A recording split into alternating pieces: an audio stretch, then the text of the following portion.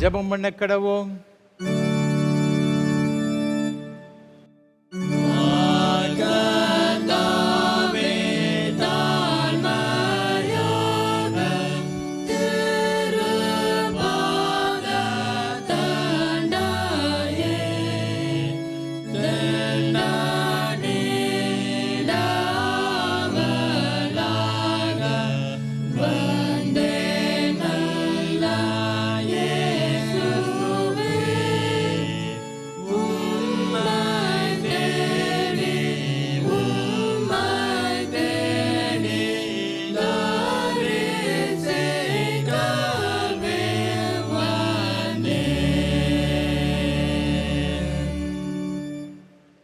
இதோ நான் அவர்களுக்கு சௌக்கியமும் ஆரோக்கியமும் வரப்பண்ணி அவர்களை குணமாக்கி அவர்களுக்கு பரிபூர்ண சமாதானத்தையும் சத்தியத்தையும் வெளிப்படுத்துவேன்.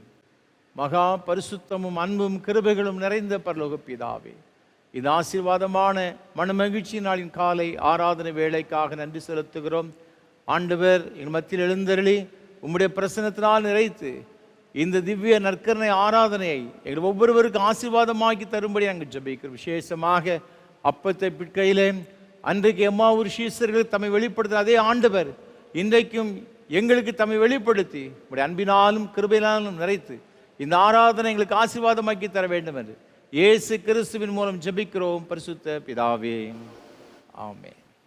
ஆராதனைக்கு ஆரம்பமாக ஆண்டோடைய பரிசுத்த நாமத்துக்கு மகிமை உண்டாக கீதம் 26 பாமாலை 14 பாடுவோம். அநாதியான கர்த்தரே தெய்வீக ஆசனத்திலே. கீதம் 26 பாமாலை 14 பாடுவோம்.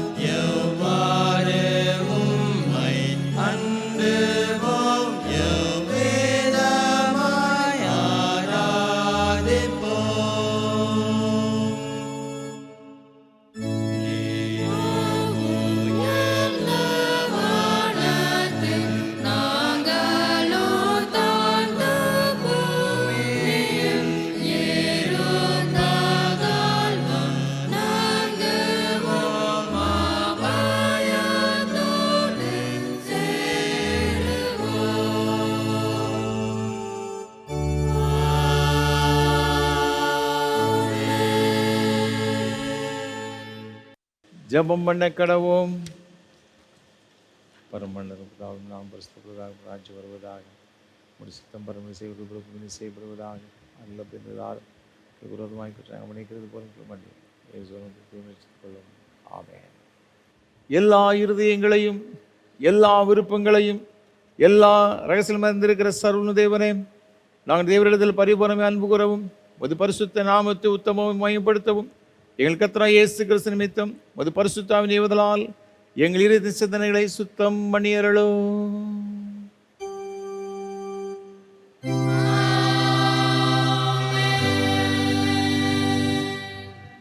நமது இரட்சகராகிய கிறிஸ்து திருவுளம் பற்றி சொல்லிய வார்த்தைகளாவன: நம்முடைய தேவனாகிய கர்த்தர் ஒருவரே கர்த்தர்.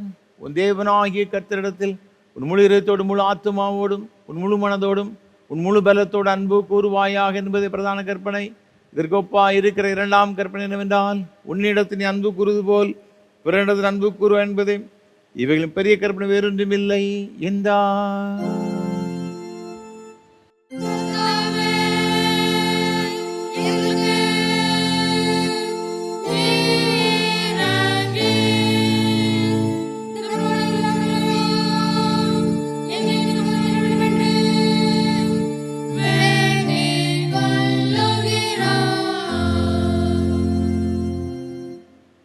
ஜெபம் பண்ண கடவோம்.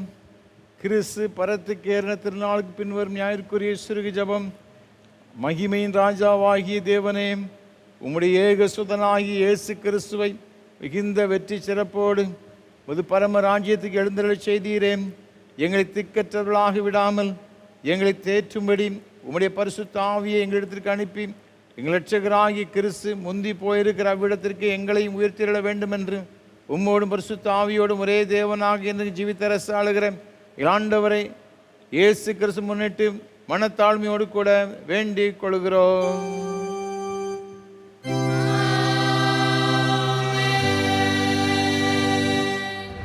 வாசிக்க வேண்டிய நிருப வாக்கியம் அப்போஸ்தலர் நடவடிக்கைகளின் புஸ்தகம் 1ஆம் அதிகாரம் 1ஆம் வசனம் முதல் அடங்கியிருக்கிற தேவனுடைய வார்த்தையை கேளுங்கள்.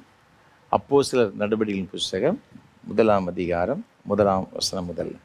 தேயப்பிலுவே, இயேசுவானவர் தாம் தெரிந்து கொண்ட அப்போஸ்தலருக்கு பரிசுத்த ஆவியினாலே கட்டளையிட்ட பின்பு அவர் எடுத்துக்கொள்ளப்பட்ட நாள் வரைக்கும் செய்யவும் உபதேசிக்கவும் தொடங்கின எல்லாவற்றையும் குறித்து முதலாம் பிரபந்தத்தை உண்டு பண்ணினேன். அவர் பாடுபட்ட பின்பு 40 நாளளவும் அப்போஸ்தலருக்கு தரிசனமாகி தேவனுடைய ராஜ்யத்துக்குரியவைகளை அவர்களுடனே பேசி அநேகம் தெளிவான திருஷ்டாந்தங்களினாலே அவர்களுக்கு தம்மை உயிரோடு இருக்கிறவராக காண்பித்தார்.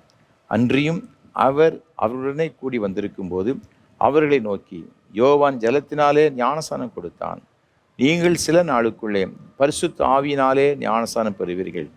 ஆகையால் நீங்கள் எருசலேமை விட்டு போகாமல் என்னிடத்தில் கேள்விப்பட்ட பிதாவின் வாக்குத்தத்தை நிறைவேற காத்திருங்கள் என்று கட்டளையிட்டார் என்பது. நிருப வாக்கியம் வாசித்து முடிந்தது.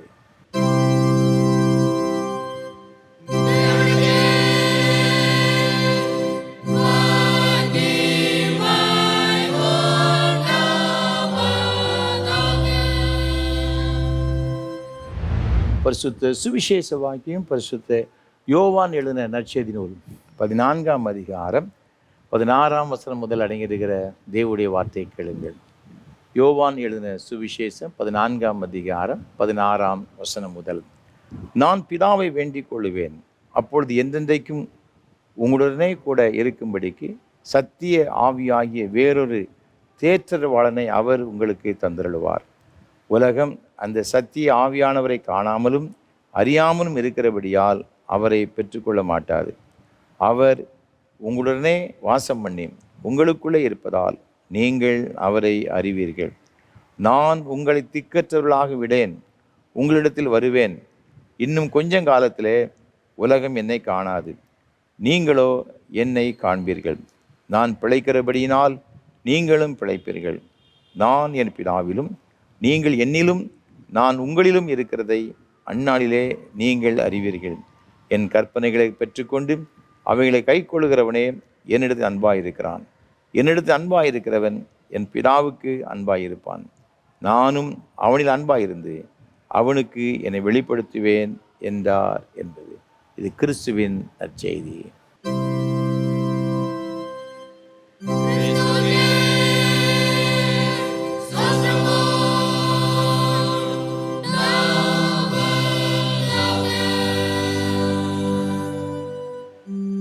வானத்தையும் பூமியையும்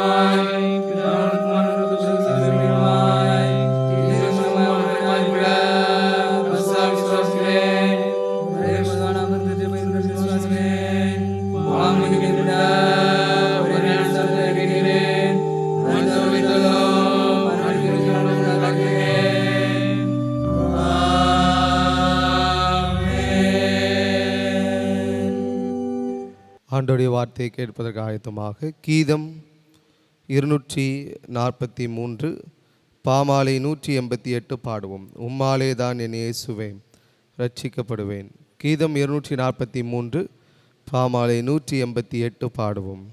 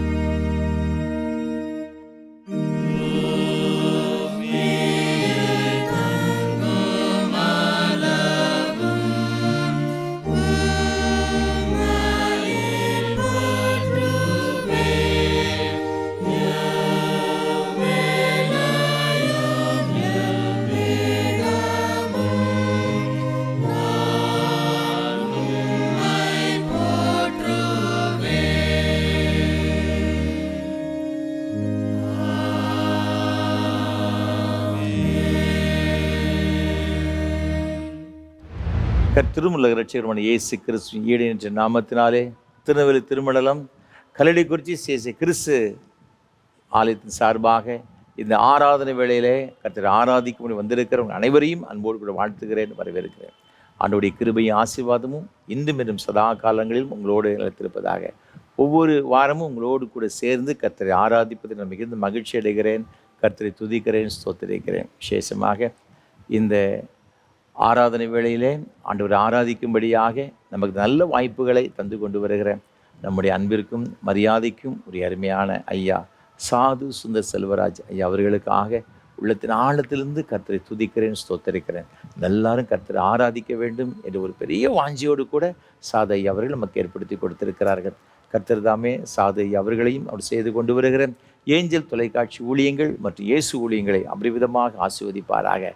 நம்முடைய தனி ஜபங்களிலே, குடும்ப ஜபங்களிலே சாதை அவர்களுக்காக அவர் செய்து கொண்டு வர ஊழியங்களுக்காக ஜெபிப்போம். ஆண்டவருடைய ஆசீர்வாதங்களை பெற்றுக்கொள்வோம். ஒவ்வொரு வாரமும் இந்த ஆராதனை வேளை மிகுந்த ஜபத்தோடும் அதிக பிரயாசத்தோடும் உங்களுக்கு வழங்கி கொண்டு வருகிறோம். இந்த ஆராதனை வேளையை நடத்துவதற்கு எங்களுக்கு வேண்டிய எல்லா கிருபைகளையும் தேவன் தரும்படியாக உங்களுடைய தனி ஜபங்களிலே, குடும்ப ஜபங்கள் ஜபிக்கும்படியாக அன்போடு நான் கேட்டுக்கொள்கிறேன். அது மாத்திரமல்ல, இந்த ஆராதனை வேளையை ஒளிப்பதிவு செய்வதற்கு ஏராளமான தேவைகள் உண்டு. நீங்கள் இதற்காக விசேஷமாக ஜெபியுங்கள். அது மாத்திரமல்ல, கர்த்தர் உங்கள் உள்ளத்தை எவ்வாறு சொன்னால் எங்கள் மனம் வந்து தாங்க முன் வரும்படியாக உங்கள் அன்போடு நான் கேட்டுக்கொள்கிறேன்.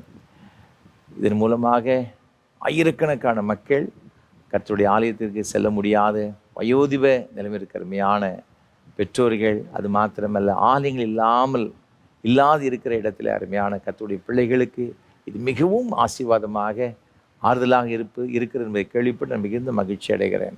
அநேக கிறிஸ்து அல்லாத சகோதர சகோதரிகள் இதை இந்த ஆராதனை வேளையிலே அவர்கள் பங்கெடுத்து ஆண்டவருடைய ஆசீர்வாதங்களை பெற்றுக்கொண்டு வருகிறார்கள். ஆகவே நீங்கள் இதற்காக ஜெபிக்கலாம். அது மாத்திரமல்ல, நீங்கள் கர்த்தர் உங்களோடு தேவைப்படி நீங்கள் தாங்க முன்வரும்படியாகவும் உங்கள் மிகுந்த அன்போடு நான் கேட்டுக்கொள்கிறேன். இந்த வாரத்திலும் கூட இந்த ஆராதனை வேளையை ஒளிப்புது செய்வதற்கு திண்டுக்கலை சார்ந்த ஒரு அருமையான சகோதரருடைய குடும்பம் முன் வந்திருக்கிறது. அதற்காக கர்த்தரை அதிகமாய் துதிக்கிறேன், ஸ்தோத்தரிக்கிறேன். நம்முடைய ஊழியங்களை அதிகமாக நேசிக்கிறவர்கள், நமக்காக ஜெபிக்கின்ற ஒரு அருமையான சகோதரி. கர்த்தர் தாமே இந்த அருமையான சகோதரி அவர்களையும் தேவனுக்கு கொடுத்த அருமையான 2 பிள்ளைகள், அவளுக்கு கொடுத்த நல்ல குடும்ப வாழ்வு, பேர பிள்ளைகள் ஒவ்வொருவருக்காக கர்த்தரை துதிக்கிறேன். கர்த்தர் தாமே இந்த அருமையான குடும்பத்தின் பிள்ளைகள் ஒவ்வொருவரையும் அபரிவிதமாக ஆசீர்வதிப்பாராக. சங்கீதங்களின் புஸ்தகம் 20ஆம் சங்கீதம் 4ஆம் வசனம் இவ்வாறாக சொல்லுகிறது: அவர் உமது மன விருப்பத்தின்படி உமக்கு தந்தருளி உமது ஆலோசனைகளை எல்லாம் நிறைவேற்றுவாராக என்று வசனம் சொல்லுகிறது. இந்த வார்த்தையின்படியும் கர்த்தர் இந்த அருமையான குடும்பத்துடைய எல்லா மன விருப்பங்களையும் சம்பூர்ணமாக நிறைவேற்றி அவர்களுடைய எண்ணங்கள், அவருடைய ஆலோசனைகள் எல்லாம் கர்த்தர் நிறைவேற்றி கொடுக்கும்படியாக தேவ கிருபை இந்த பிள்ளைகளோடு எப்பொழுது இருக்கும்படியாக ஆண்டவர் தாமே இந்த பிள்ளைகளை ஆசீர்வதிப்பாராக, தொடர்ந்து வழிநடத்துவாராக. இந்த குடும்பத்திற்கு வேண்டிய எல்லா நன்மைகளையும் பரத்திருந்து கட்டளையிட்டு வழிநடத்துவாராக. அது மாத்திரமல்ல, இதற்காக ஜெபிக்கிற உழைக்கிற உங்கள் எல்லாருக்காகவும் கர்த்தரை துதிக்கிறேன். கர்த்தர் உங்கள் அனைவரையும் ஆசீர்வதிப்பாராக. தேவ கிருபை நம் அனைவரோடு கூட எப்பொழுதும் இருப்பதாக. ஆமென். தொடர்ந்து கர்த்தர் நம்மோடு கூட பேசும்படியாக நாம் ஒரு நிமிடம் தலைவணங்கி ஜெபம் செய்வோம். எங்கள் அதிகமாய் நேசிக்கின்ற அன்பின் பரலோக பிதாவே, உம்முடைய திரு வார்த்தைகளை கேட்க வந்திருக்கிறோம் அப்பா. இன்றைக்கு நாங்கள் கற்றுக்கொள்கிற வேத வசனங்கள் எங்கள் ஒவ்வொருடைய ஆவி, ஆத்மா, சரீரத்திற்கு மிகவும் பிரயோஜனமாய் இருக்கவும், எங்களுக்கு மிகுந்த ஆசீர்வாதமாய் இருக்கவும் பரிசுத்த ஆவியானவர் எங்களுக்கு உதவி செய்யும்படியை ஜெபிக்கின்றோம். என்னை மறைத்து நீர் வெளிப்படும் உடைய வார்த்தையினால் எங்களை நிரப்பும். மீட்பர் இயேசு கிறிஸ்துவின் பரிசுத்த நாமத்தில் ஜெபிக்கிறோம் தூய பிதாவே, ஆமென். கிறிஸ்துவுக்குள் மிகவும் பிரியமானவர்களே, உங்கள் அனைவரையும் அன்போடு கூட ஆண்டவர் இயேசு கிறிஸ்துவின் பரிசுத்த நாமத்தில் வாழ்த்துகிறேன். இந்த நாளிலும் கூட நாம் தியானிக்கும்படியாக நமக்கு கொடுக்கப்பட்டிருக்கின்ற தியான பொருள் வாக்கு பண்ணப்பட்ட தூய ஆவியானவர். பரிசுத்த ஆவியானவர் இந்த பரிசுத்தமான வேதாகமத்திலே நமக்கு வாக்கு பண்ணப்பட்டிருக்கின்றார். அப்படி என்றால் என்ன பொருள்? இந்த தூய ஆவியானவரை நம்ம எல்லாரும் பெற்றுக்கொள்வதற்கான வாக்கு தத்தத்தை ஆண்டவர் வேதத்தில் எழுதி வைத்திருக்கிறார் என்பதை நாம் உணர்ந்து கொள்ள முடியும். பழைய ஏற்பாட்டின் காலத்திலே இங்கு வாசித்து பார்க்கும் பொழுது ஆண்டவர் பிதாவாகி தேவன் தம்முடைய பிள்ளைகளுக்கு தரிசனமானார். நீங்கள் ஆதியாகமம் புஸ்தகம் 12ஆம் அதிகாரம் 1ஆம் வசனத்தை வாசித்து பார்க்கும் பொழுது கர்த்தர் ஆபிரகாமோடு கூட பேசுகிறார் என்று சொல்லப்பட்டிருக்கிறது.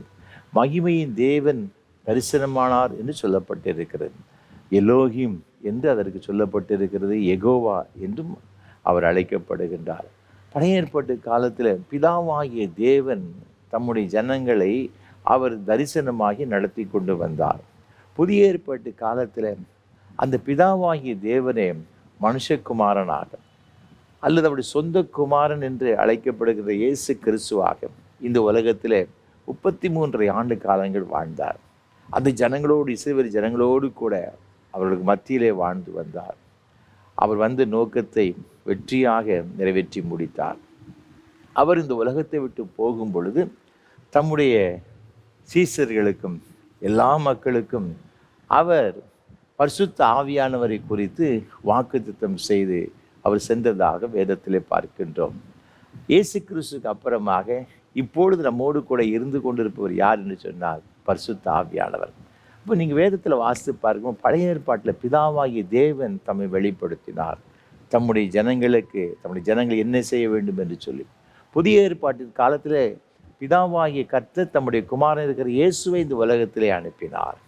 இயேசு கிறிஸ்துவுக்கு அப்புறமாக இன்றைக்கு நம்மோடு கூட இருப்பது யார் என்று சொன்னால் பரிசுத்த ஆவியானவர். இந்த பரிசுத்த ஆவியானவரை வேதத்திலே நமக்கு வாக்குத்தத்தம் செய்யப்பட்டிருக்கிறார். என்ன வாக்குத்தத்தம்? நம்மோடு கூட இருக்கும்படியாக இந்த பரிசுத்த ஆவியானவரை நாம் பெற்றுக்கொள்ள முடியும் என்று சொல்லி வேதத்தில் சொல்லப்பட்டிருக்கு. அதைத்தான் இன்றைக்கு நாம் வேத பகுதியை வாசிக்க கேட்ட அப்போஸ்தலனாகிய யோவான் எழுதின சுவிசேஷம் 14ஆம் அதிகாரம் 16ஆம் வசனத்தில் வேதம் இவ்வாறாக சொல்லுகிறது, நான் பிதாவை வேண்டிக் கொள்ளுவேன், அப்பொழுது என்றென்றைக்கும் உங்களுடனே கூட இருக்கும்படிக்கு சத்திய ஆவியாகிய வேறொரு தேற்றரவாளனை அவர் உங்களுக்கு தந்தருளுவார். ஆண்டவராக இருக்கிற இயேசு கிறிஸ்து காட்டி கொடுக்கப்பட்ட அன்று ராத்திரியிலே பஸ்கா விருந்து முடிந்த பிறகு ஆண்டவர் பல காரியங்களை தம்முடைய சீஷர்களுக்கு சொல்லி கொண்டு வந்தார். நான் இனி என் பிதாவிடத்தில் போகிறேன், நான் இனி உங்களோடு கூட இருக்க மாட்டேன், நீங்கள் என்னை தேடுவீர்கள், என்னை காண மாட்டீர்கள். இப்படி பல காரியங்களை சொன்ன உடனே இது சீஷர்களுக்கு ஒன்றும் புரியவில்லை. ஆரம்ப காலத்தில் அவர்கள் எல்லாரும் திகைத்து கொண்டிருக்கிறார்கள். நான் போவேன் என்று சொல்லுகிறாரே, இனி நான் உங்களோடு கூட இருக்க மாட்டேன் என்று சொல்லுகிறாரே, இதனுடைய தாற்பயம் ஒன்றும் விளங்கவில்லை என்று சொல்லி அவர்கள் யோசித்து கொண்டிருக்கிறார்கள். தன்னுடைய மரணத்தை குறித்து இயேசு கிறிஸ்து பேசுவதை இவர்களால் ஒன்றும் புரிந்து கொள்ள முடியவில்லை. மிகுந்த துக்கத்தோடு கூட இருக்கிறார்கள். ஆகவே தன் 14ஆம் அதிகாரம் 1ஆம் வசனத்தில் ஆண்டவர் சொன்னார், உங்கள் இருதயம் கலங்காதிருப்பதாக, தேவனிடத்தில் விசுவாசமாயிருங்கள், என்னிடத்திலும் விசுவாசமாயிருங்கள் என்று சொல்லிவிட்டு அவர் தொடர்ந்து இந்த 16ஆம் வசனத்தில் சொல்லுகிறார், நான் பிதாவை வேண்டிக் கொள்ளுவேன், அப்பொழுது எந்தெந்தைக்கும் உங்களோடு கூட இருக்கும்படிக்கு சத்திய ஆவியாகிய வேறொரு தேற்றரவாளனை அவர் உங்களுக்கு தந்திருவார். இந்த 3.5 ஆண்டு காலங்கள் நான் உங்களோடு கூட இருந்தேன். இனி நான் என்ன செய்வேன் அப்படின்னு பார்த்தீங்கன்னா, ஆண்டவரை வேண்டிக் கொள்வேன், பிதாவாகிய தெய்வத்தை வேண்டிக் கொள்வேன், அப்பொழுது உங்களோடு கூட இருக்கும்படியாக தேற்றரவாளனை தருவார். அதைத்தான் நீங்கள் 17ஆம் அதிகாரத்தில், நான் 16ஆம் அதிகாரத்தில் வாசித்து பார்க்க 7ஆம் வசனத்தில், நான் உங்களுக்கு உண்மையை சொல்லுகிறேன், நான் போகிறது உங்களுக்கு பிரயோஜனமாக இருக்கும், நான் போகாதிருந்தாலும் தேற்றரவாளன் உங்களிடத்தில் வரார், நான் போவேனையாகில் அவரை உங்களிடத்திற்கு அனுப்புவேன். நான் போகிறதை குறித்து நான் உங்களை விட்டு நான் பிரிந்து போவதை எண்ணி நீங்கள் மிகுந்த துக்கத்தோடு கூட இருக்கிறீர்கள். ஆனால் நான் உங்களுக்கு ஒன்றை சொல்லிக்கொள்ள விரும்புகிறேன், நான் போவேனே ஆகில் அது உங்களுக்கு பிரயோஜனமாக இருக்கும். நான் போன பிறகு பிதாவாகிய தேவன் தேற்றரவாளனை பரிசுத்த ஆவியானவரை, அந்த சத்திய ஆவியானவரை உங்களுக்கு தந்தருளுவார். அப்போ இந்த வாக்கு, இந்த ஆவியானவரை குறித்து, பரிசுத்த ஆவியானவரை குறித்து குமாரனாக இருக்கிற இயேசு கிறிஸ்து வாக்குத்தத்தம் செய்கிறதை பார்க்கிறோம். பழைய ஏற்பாட்டில் வாசித்து பார்க்கும் பொழுது யோவேல் தீர்க்கதரிசன புத்தகம் 2ஆம் அதிகாரம் 28ஆம் வசனத்தில், கடைசி நாட்களில் மாம்சமான யாவர் மேலும் என் ஆவியை ஊற்றுவேன், உங்கள் குமாரரும் உங்கள் குமாரத்திகள் தீர்க்க தரிசனம் சொல்லுவார்கள், உங்கள் வாலிபர்கள் தரிசனங்களை பார்ப்பார்கள், உன் மூப்பர்கள் சொப்பனங்களை காண்பார்கள் என்று வேதத்தில் சொல்லப்பட்டிருக்கிறதை பார்க்கிறோம். அதைத்தான் அப்போஸ்தலர் 2ஆம் அதிகாரத்தில் வாசித்து பார்க்கும் பொழுது இங்கு பேதுரு இந்த யூத மக்களோடு கூட பேசுகின்றான். யோவேல் மூலமாய் சொல்லப்பட்ட தீர்க்க தரிசனங்கள் இப்பொழுது நிறைவேற கொண்டிருக்கிறது, நிறைவேற்றப்பட்டிருக்கிறதாக அவன் சொல்லுகிறதாக வேதத்திலே பார்க்கின்றோம். ஆண்டுடைய பிள்ளைகளே, பழைய ஏற்பாட்டில் பிதாவாகிய தேவன் மூலமாக, தம்முடைய தீர்க்க தரிசனம் மூலமாக இந்த பரிசுத்த ஆவியானவரை எல்லார் மேலும் நான் ஊற்றுவேன், எல்லாருக்கும் கொடுப்பேன் என்று வாக்குத்தத்தம் செய்திருக்கிறார். இயேசு கிறிஸ்து இந்த உலகத்தை விட்டு போகும்போது அவர் சொல்லுகிறார், இந்த பரிசுத்த ஆவியானவரை குறித்து நான் உங்களுக்காக பிதாவை நோக்கி வேண்டிக் கொள்ளுவேன், அப்பொழுது இந்த சத்திய ஆவியாகி வேறு தேற்றரவாளனை அவர் உங்களுக்கு தந்தருவார். அன்பான கர்த்தருடைய பிள்ளைகளே, ஆண்டவர் நமக்கு வாக்குத்தத்தம் பண்ணப்பட்டிருக்கிற இந்த உன்னதமான இந்த பரிசுத்த ஆவியானவருக்காக நீங்களும் நானும் கர்த்தருக்கு ஸ்தோத்திரம் செலுத்த கடமைப்பட்டிருக்கிறார். ஏனென்றால் இந்த ஆவியானவர் ஒரு நாள் 2 நாள் மாத்திரமல்ல, எப்போதும் நம்மோடு கூட இருக்கும்படியாக பிதாவாகிய தேவன் நமக்கு இந்த கிருபையை பாராட்டி இருக்கின்றார். ஒவ்வொருவருக்குள்ளும் இந்த பரிசுத்த ஆவியானவரை நான் கொடுப்பேன் என்று ஆண்டவர் வாக்குத்தத்தம் செய்திருக்கிறார். அப்படி என்றால் இந்த பரிசுத்த ஆவியானவர் நமக்குள் வாசம் பண்ணுவதற்கு நாம் என்ன செய்ய வேண்டும்? அதைத்தான் நான் உங்களோடு கூட ஒரு சில காரியங்களை நான் பகிர்ந்து கொள்ள விரும்புகின்றேன்.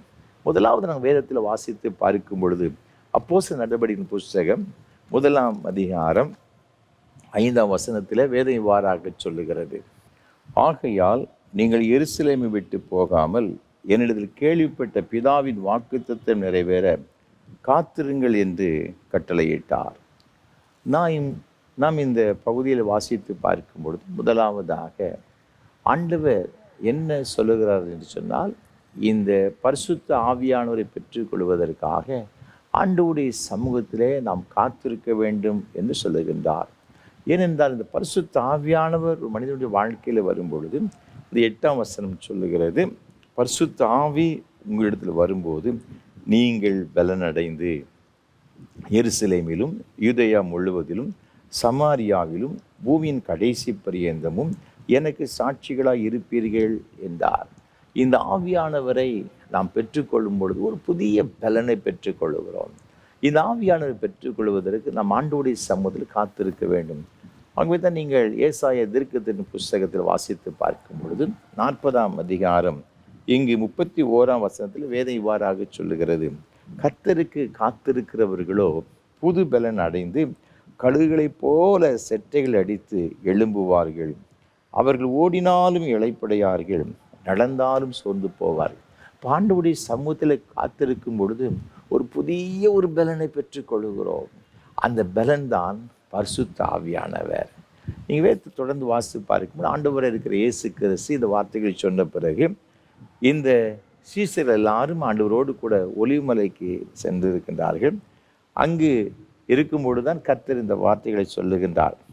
நீங்கள் 10ஆம் வசனத்தை வாசித்து பார்க்கும் பொழுது, அவர் போகிற போது அவர்கள் வானத்தை அண்ணாந்து பார்த்து கொண்டிருக்கையில் இது வெண்மையான வஸ்திரம் தரித்தவர்கள் 2 பேர் அவர்கள் அருகே நின்று, ஆண்டவராக இருக்கிற இயேசு கிறிஸ்து நீங்கள் பரிசுத்த ஆவியானவரை பெற்றுக்கொள்வதற்கு காத்திருங்கள் என்று சொல்லிவிட்டு அவர் ஒலிவமலையிலிருந்து பரத்துக்கு எடுத்துக்கொள்ளப்படுகிறார். அவ்வாறு எடுத்துக்கொள்ளப்படும் பொழுது அங்கு வெண்மையான வஸ்திரம் தரித்த 2 தேவதூதர்கள் அவர்கள் பார்த்து சொல்லுகிறார். என்ன சொல்லுகிறார்? கலிலேயராகிய மனுஷரே, நீங்கள் வேன் வானத்தை அண்ணாந்து பார்த்து நிற்கிறீர்கள். உங்களிடத்திலிருந்து வானத்திற்கு எடுத்துக்கொள்ளப்பட்ட அந்த இயேசுவானது எப்படி உங்கள் கண்களுக்கு முன்பாக வானத்துக்கு எழுந்தெழு போனாரோ அப்படியே மறுபடியும் வருவார் என்றார்கள். இங்கே அந்த தூதர்கள் இந்த சீசையில் பார்த்து சொல்லுகின்றார், இயேசு எவ்வாறு மேலே போனாரோ அதே போல திரும்பி வருவார் என்று சொல்லுகிறதாக வேதத்திலே நாம் பார்க்கின்றோம். ஆண்டவர் இந்த வார்த்தைகளை சொல்லி முடித்து பரத்துக்கு ஏறி சென்ற பிறகு இவர்கள் என்ன செய்கிறார்கள்? நீங்கள் தொடர்ந்து 13ஆம் வசனத்தை வாசித்து பார்க்கும் பொழுது மீண்டும் அவர்கள் எருசலேமுக்கு வருகிறார்கள். மேல் வீட்டில் ஏறி அதில் அவருடைய சீசர்கள் மற்றும் ஆண்டவரை பின்பற்றின அநேக மக்கள் கிட்டத்தட்ட 120 பேர் என்ன செய்தாங்கன்னா அங்கே காத்திருக்கிறதாக வேதத்தில் பார்க்கிறோம். மேல் வீட்டில் ஏறி தேவ சமூகத்தில் காத்திருக்கிறார்கள். நீங்கள் 2ஆம் அதிகாரம் 1ஆம் வசனம் சொல்லுகிறது, பெந்தேகோஸ்தே என்னும் ஓர் நாள் வந்தபோது என்று சொல்லப்பட்டிருக்கிறது. அப்போ இந்த பெந்தேகோஸ்தே என்று சொன்னால் 50வது நாள் என்று நம்ம எல்லாரும் அறிந்திருக்கிறோம். ஆக இயேசுவானவர் உயிரோடு கூட எழுந்து 40 நாட்கள் தம்முடைய சீசர்களுக்கு தரிசனமானார் என்றும் 1ஆம் அதிகாரத்தில் 3ஆம் வசனம் சொல்லுகிறது. தரிசனமாகி தாம் உயிரோடு கூட இருக்கிறேன்னு சொல்லி அவர்கள் காண்பித்து விட்டு அவர் 40வது நாள் என்ன செய்தார்? பரத்துக்கு ஏறி செல்கிறார். அதற்கு அப்புறமாக நீங்கள் பிதாவின் வாக்குத்தத்தத்தை நிறைவேற காத்திருன்னு சொன்ன உடனே இந்த வார்த்தைகளை கேட்டு இங்கு பேதுரு மற்ற அப்போஸ்தலர்கள் அவர் பின்பற்றிய அநேக ஸ்திரீகள் எல்லாரும் மேல் அறையிலே 120 பேர் கூடி இருக்கிறதாக வேதத்தில் பார்க்கிறோம். இப்போ அவர் எத்தனை நாள் கூடி இருக்கிறாங்கன்னா பெந்தேகோஸ்தே நாள் வந்த பொழுது, அப்போ இயேசுவானவர் உயிரோடு கூட எழுந்து 40 நாள் கழித்து அதுக்கிட்ட ஒரு 10 நாளில் இந்த பெந்தேகோஸ்தே பண்டிகை நிச்சயம் வந்துடுது. ஏன்னா இந்த பெந்தேகோஸ்தே பண்டிகை எப்போ கொண்டாடுவாங்கன்னா பஸ்கா பண்டிகை கொண்டாடின பிறகு 50 நாள் கழித்து இந்த பண்டிகை கொண்டாடுவாங்க. அப்படி என்றால் இயேசுவானவர் அவர் சிலுவையில் அடிக்கப்பட்டு உயிரோடு கூட இருந்த அந்த பஸ்கா அந்த பண்டிகையிலேருந்து நீங்கள் கனெக்ட் பண்ணி பார்த்தீங்கன்னா 40 நாள் அவர் கழித்து அவர் பரலோகத்திற்கு ஏறி சென்றார். அதுக்கப்புறம்தான் சீசர்கள் வந்து மேலறையில் வந்து காத்திருக்கிறாங்க. அதற்கப்புறமாக இந்த 10 நாளில் இந்த பெந்தேகோஸ்தே பண்டிகை வருகிறது. அப்படி என்றால் கிட்டத்தட்ட ஒரு 10 நாட்கள் என்ன செய்தாங்கன்னா ஆண்டவருடைய சமூகத்தில் வேறு எங்கும் போகாமல் காத்திருக்கிறதா வேற்று சொல்லப்பட்டிருக்கிறது. அவ்வாறு காத்திருக்கும் பொழுது அந்த அப்போஸ்தலர் 2ஆம் அதிகாரத்தில் 2ஆம் வசனம் சொல்லுகிறது, அப்பொழுது பலத்த காற்றடிக்கிற முழக்கம் போல வானத்திலிருந்து சடிதியாய் ஒரு முழக்கம் உண்டாகி அவர்கள் உட்கார்ந்திருந்த வீடு முழுவதையும் நிரப்பிற்று. 4ஆம் வசனம் சொல்லுகிறது, அவர்கள் எல்லாரும் பரிசுத்த ஆவியினாலே நிரப்பப்பட்டு என்று சொல்லப்பட்டிருக்கிறது. அப்போ தேவ சமூகத்தில் காத்திருக்கும் பொழுது ஆவியானவரால் நிரப்பப்படுகிற ஒரு புதிய கிருபைகளை பெற்றுக்கொள்கிறோம். போன உடனே பெற்றுக்கொள்வது என்பதல்ல. ஆண்டவர் எப்பொழுதும் ஒரு சில கிருபைகளை கொடுக்கும் பொழுது அவர் என்ன எதிர்பார்க்கிறான்னு பார்த்தீங்கன்னா, அவருடைய சமூகத்தில் காத்திருக்க வேண்டும் என்று தேவன் எதிர்பார்க்கிறார். நீங்கள் அப்போஸ்தலர் புஸ்தகத்தில் நான் வாசித்து பார்க்கும் பொழுது 10ஆம் அதிகாரத்தில் ஒரு அருமையான சம்பவம் ஒன்று சொல்லப்பட்டு இருக்கிறது. இங்கே கொர்நேலியை பற்றி சொல்லப்பட்டிருக்கிறது. அவன் ஆண்டவருக்கு அவன் பயந்தவனாக, தினமும் அவன் ஜெபிக்கிறவனாக, தர்மங்கள் செய்கிறவனாக அங்கே அவனை குறித்து சொல்லப்பட்டிருக்கிறது. ஒரு நாள் ஆண்டவர் உனக்கு தரிசனமாகி, நீ யோப்பா பட்டணத்திற்கு நீ உன்னுடைய ஆட்களை அனுப்பி அங்கு சீமோனின் மறுபேர் கொண்ட ஒரு பேதுரு ஒருத்தன் இருக்கிறான், அவனை நீ அழைத்து அவன் சொல்கிறத கேளுன்னு சொல்லி ஆண்டவர் அவனுக்கு சில தரிசனங்களை கொடுக்கிறதாக பார்க்கிறோம். ஒரு தேவதூதன் வந்து அவனுக்கு தரிசனமாக சொல்லுகிறதை நாம் பார்க்கின்றோம். அதே போல் இந்த பேதுரு இவன் வீட்டுக்கு வருகிறான். வந்த உடனே அவன் சொல்கிறான், இங்கே கொர்நேலியு என்ன சொல்கிறான்னு சொன்னால், நீங்கள் அப்போஸ்தலர் 10ஆம் அதிகாரம் 24ஆம் வசனம் சொல்லுகிறது, மறுநாளிலே செசரியா பட்டணத்தில் பிரவேசித்தார்கள். கொர்நேலியு தன் உறவின் முறையாரையும் தன்னுடைய விசேஷித்த சிநேகிதரையும் கூட வரவழைத்து அவர்களுக்காக காத்திருந்தான். ஆண்டவர் இது பேதுரு மூலமாக என்ன சொல்லுவாரோ என்று சொல்லி அவர்கள் காத்திருக்கிறதை பார்க்கின்றோம். 30ஆம் வசனத்தில் 4 நாட்களாக காத்திருந்தான் என்று சொல்லப்பட்டிருக்கிறது. இவ்வாறு காத்திருந்த இந்த கொர்நேலியு வீட்டிற்கு பேதுரு வந்து பிரசங்கம் பண்ணுகின்றான். ஆண்டவர் தம்முடைய பரிசுத்த ஆவியினாலே அன்றைக்கு இந்த வார்த்தைகளை கேட்டு ஒவ்வொருவரையும் நிரப்புகிறதாக வேதத்திலே பார்க்கிறோம். அன்பான ஆண்டுடைய பிள்ளைகளே, தேவ சமூகத்தில் நாம் காத்திருக்கும் பொழுது வாக்குத்தத்தம் பண்ணப்பட்டிருக்கின்ற இந்த பரிசுத்த ஆவியானவரை நாம் பெற்றுக்கொள்ள முடியும். ஐரோப்பா கண்டத்தையும் அமெரிக்காவையும் அசைத்த ஒரு பெரிய ஒரு தேவ மனுஷன் D.L. மூடி. நம்ம எல்லாரும் இவரை குறித்து நன்றாக அறிந்திருக்கிறோம். 2 கரங்களிலும் 2 பெரிய கண்டத்தை அசைத்த ஒரு பெரிய ஒரு தேவ மனிதன், ஒரு பிரசித்தி பெற்ற ஒரு ஊழியக்காரர். ஆண்டவர் மீது பற்றி நிமித்தமாக அவர் மிகுந்த உற்சாகத்தோடு கூட ஆங்காங்கு சேரிகள் இருந்த மக்கள் எல்லாம் பிள்ளைகளெல்லாம் கூட்டி கொண்டு வந்து ஆரம்பத்தில் சண்டே கிளாஸ் நடத்துவாராம். பிறகு ஒரு பெரிய பெரிய கூட்டங்களை நடத்தி ஏராளமான ஆத்துமாக்களை அவர் ஆண்டவருக்கு நேராக வழிநடத்தி கொண்டு வந்தார். அவர் இவ்வாறு பிரசங்கம் பண்ணி கொண்டிருக்கும் பொழுது, சபைகளில் பிரசங்கம் பண்ணி கொண்டிருக்கும், கூட்டங்களில் பிரசங்கம் பண்ணி கொண்டிருக்கும் பொழுது ஒரு 2 சகோதரிகள் எப்போதும் முன் வரிசையில் வந்து உட்கார்ந்துருவாங்களாம். இங்கே மூடி பிரசங்க உற்சாகமாய் பிரசங்கம் பண்ணி கொண்டிருப்பார். ரொம்ப வல்லமையை பிரசங்கம் பண்ணி கொண்டிருப்பார். ஆனால் அந்த 2 ஸ்திரீகள் என்ன செய்வாங்கன்னா, அப்படியே முக்காடு போட்டு தலையை கவிழ்ந்து ஜெபம் பண்ணிக்கிட்டே இருப்பாங்க.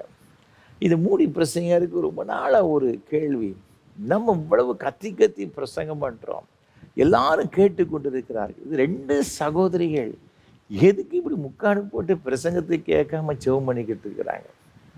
ஒரு நாள் அவர்களை பார்த்து கேட்டு விட வேண்டும் என்ற ஆசை.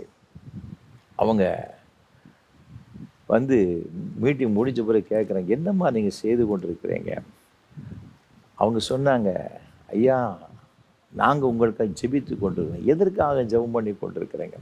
நீங்கள் பரிசுத்த ஆவி தான் நிரப்பப்பட வேண்டும் என்று. அவருக்கு அப்பொழுதுதான் புரிகிறது, பரிசுத்த ஆவியை பெற்றுக்கொள்ள வேண்டுமா?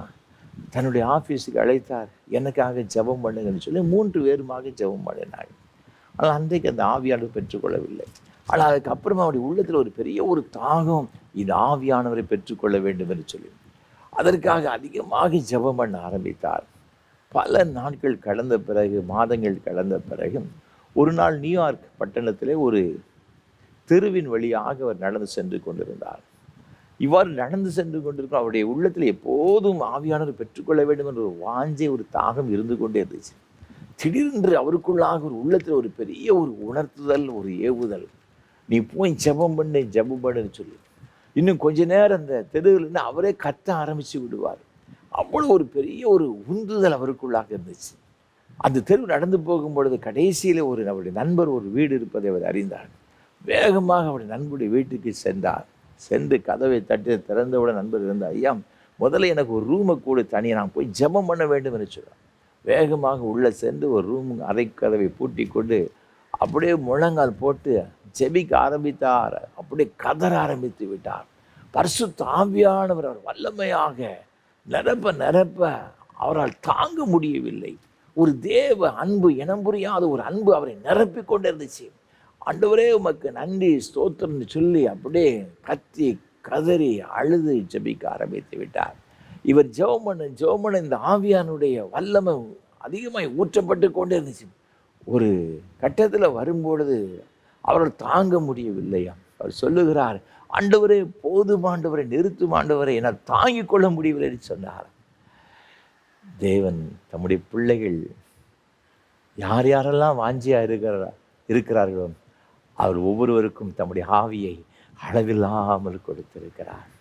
பிதாவாகி தேவன் தம்முடைய குமாரன் இருக்கிற இயேசு கிறிஸ்துவுக்கு தம்முடைய ஆவியை அளவில்லாமல் அருள் செய்திருக்கிறார் என்று வசனம் சொல்லுகிறார். அதே போல வாஞ்சியோடு கூட காத்திருந்த இந்த தேவ மனித டிஎல் மூடி அளவில்லாமல் அவரை பரிசுத்த ஆவியால் நிரப்பினார். அவர் சொன்னார், இந்த அனுபவத்தை பெற்ற பிறகு இந்த அனுபவத்துக்கு ஈடாக இந்த உலகத்தையே எனக்கு தந்தால் கூட அதில் எனக்கு விருப்பம் கிடையாது என்று சொன்னார். அன்பானவர்களே, இந்த பரிசுத்த ஆவியார் நம்மளுக்குள் வரும்பொழுது அது பெரிய ஒரு மகிழ்ச்சி, பெரிய ஒரு சந்தோஷம், தேவ அன்பு நம்முடைய உள்ளத்தில் ஊற்றப்படுகிறது. இந்த ஆவியார் நமக்குள் வரும்பொழுது நம்முடைய வாழ்க்கை ஒரு கனி நிறைந்த ஒரு வாழ்க்கையாக, ஒரு ஆசீர்வாதம் நிறைந்த ஒரு வாழ்க்கையாக என்ன செய்து விடும் என்று சொன்னால் மாறிவிடும். அதற்கு நாம் என்ன செய்யணும் அப்படின்னு பார்த்தீங்கன்னா, ஆண்டவருடைய சமூகத்தில் காத்திருக்க வேண்டும் என்று சொல்லப்பட்டிருக்கிறது. நாம் காத்திருக்கும் பொழுது நம்முடைய காத்திருக்கிறதில் ஒரு நாளும் என்ன செய்யாதுன்னா வீணாய் போகவே போகாது. அப்போ இந்த வாக்குத்தத்தம் பண்ணப்பட்ட பரிசுத்த ஆவியானவரை பெற்றுக்கொள்வதற்கு முதலாவது காத்திருக்க வேண்டும். இரண்டாவதாக வேதத்தில் நாம் பார்க்கும் பொழுது இவ்வாறாக வசனம் சொல்லுகிறது. எபேசியருக்கு நிருபம் 1ஆம் அதிகாரம் 13ஆம் வசனம். நீங்களும் உங்கள் ரட்சிப்பின் சுவிசேஷமாகிய சத்திய வசனத்தை கேட்டு விசுவாசிகளான போது வாக்குத்தத்தம் பண்ணப்பட்ட பரிசுத்த ஆவியால் அவருக்குள் முத்திரை போடப்பட்டீர்கள்.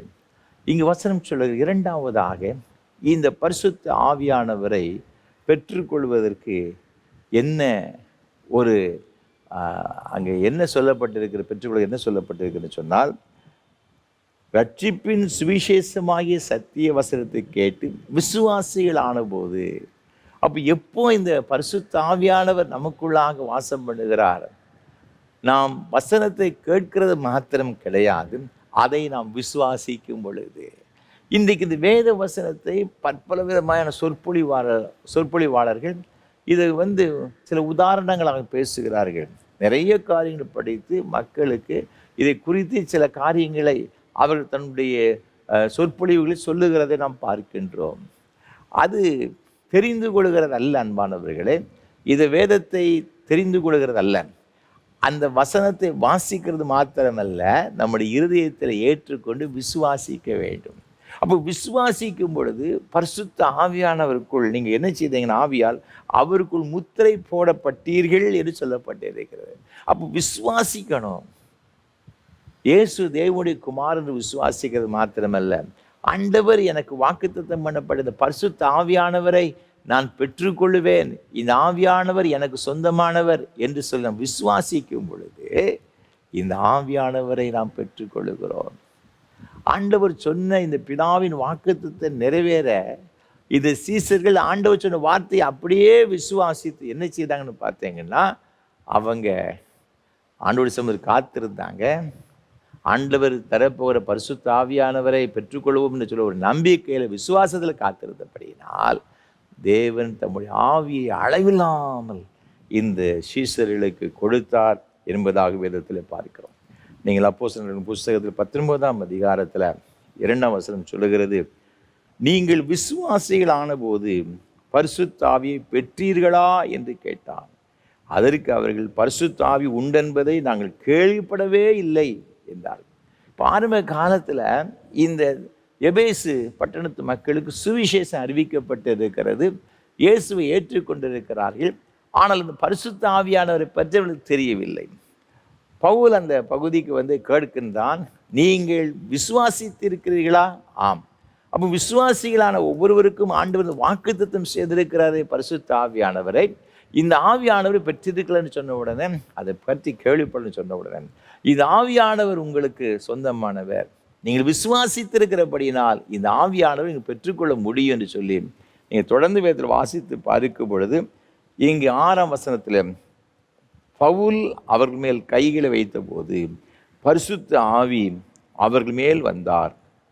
அப்பொழுது அவர்கள் அந்நிய பாஷைகளை பேசி தீர்க்க தரிசனம் சொன்னார்கள். எபேசு பட்டணத்து விசுவாசிகளுக்கு கிடைத்த ஒரு பெரிய ஒரு பாக்கியம் பாருங்கள். பவுல் அப்போஸ்தலன் தன்னுடைய கரத்தை இந்த விசுவாசிகள் மீது, அவருடைய தலையின் மீது கரங்களை வைத்து ஜெபித்த பொழுது அவர் எல்லாரும் பரிசுத்த ஆவியினால் நிரப்பப்பட்டார்கள். எவ்வளோ பெரிய ஒரு ஆசீர்வாதம் பாருங்கள். அப்போ ஒரு பரிசுத்த ஆண்டவருடைய ஆவியினால் நிரப்பப்பட்டவர்கள் விசுவாசிகளுடைய தலையிலே கரங்களை வைத்து ஜெபிக்கும் பொழுது அவர்கள் அந்த ஆவியினால் நிரப்பப்படுகிறார்கள். அதைத்தான் இன்றைக்கு தென்னிந்திய திருச்சபையிலே பேராயர் அவர்கள் பரிசுத்தாவில் நிரப்பப்பட்டு இந்த விசுவாசிகளுக்கு அவருடைய தலையிலே கரங்களை வைத்து ஜெபித்த பொழுது அதற்காக சில வேத பாட வகுப்புகள் நடத்தப்பட்டு கர்த்தருக்குள் அவர்கள் இன்னும் அதிக ஒரு விசுவாசத்திலே அவர்களை நடத்தி கொண்டு வந்து கடைசியாக அவர்களுக்காக ஜெபிக்கும் பொழுது இந்த பரிசுத்தாவி பெற்றுக்கொள்கிறார்கள். அதைத்தான் திடப்படுத்தல் என்று சொல்லி நம்ம திருச்சபையிலே அதை நாம் சொல்லுகின்றோம். அப்போ உண்மையாகவே அதுக்காகத்தான் சில வேதபாட வகுப்புகள் நடத்தப்படுகிறது. பல மாதங்கள் இயேசுவை பற்றிய சத்தியங்கள், சுவிசேஷத்தை பற்றிய அநேக காரியங்கள், வசனங்களை எதற்காக கற்றுக் கொடுக்கிறோன்னு சொன்னார். அந்த வசனங்களை கற்றுக்கொள்ள நமக்குள்ளாக விசுவாசம் என்னச்சுன்னா பெருகும். அந்த விசுவாசம் பெருகின பிறகு நாம் அவர்களுக்கு ஜெபிக்கும் பொழுது பரிசுத்த ஆவியை பெற்றுக்கொள்கிறோம். அதைத்தான் திருச்சபை, தென்னிந்திய திருச்சபையில் இந்த திடப்படுத்தல் என்று நாம் அதை நடத்துகின்றோம். இங்கு விசுவாசிகள் ஆன பொழுது ஆண்டவர் இந்த ஆவியானவரை கொடுக்கிறதாக வேதத்தில் நாம் பார்க்கிறோம்.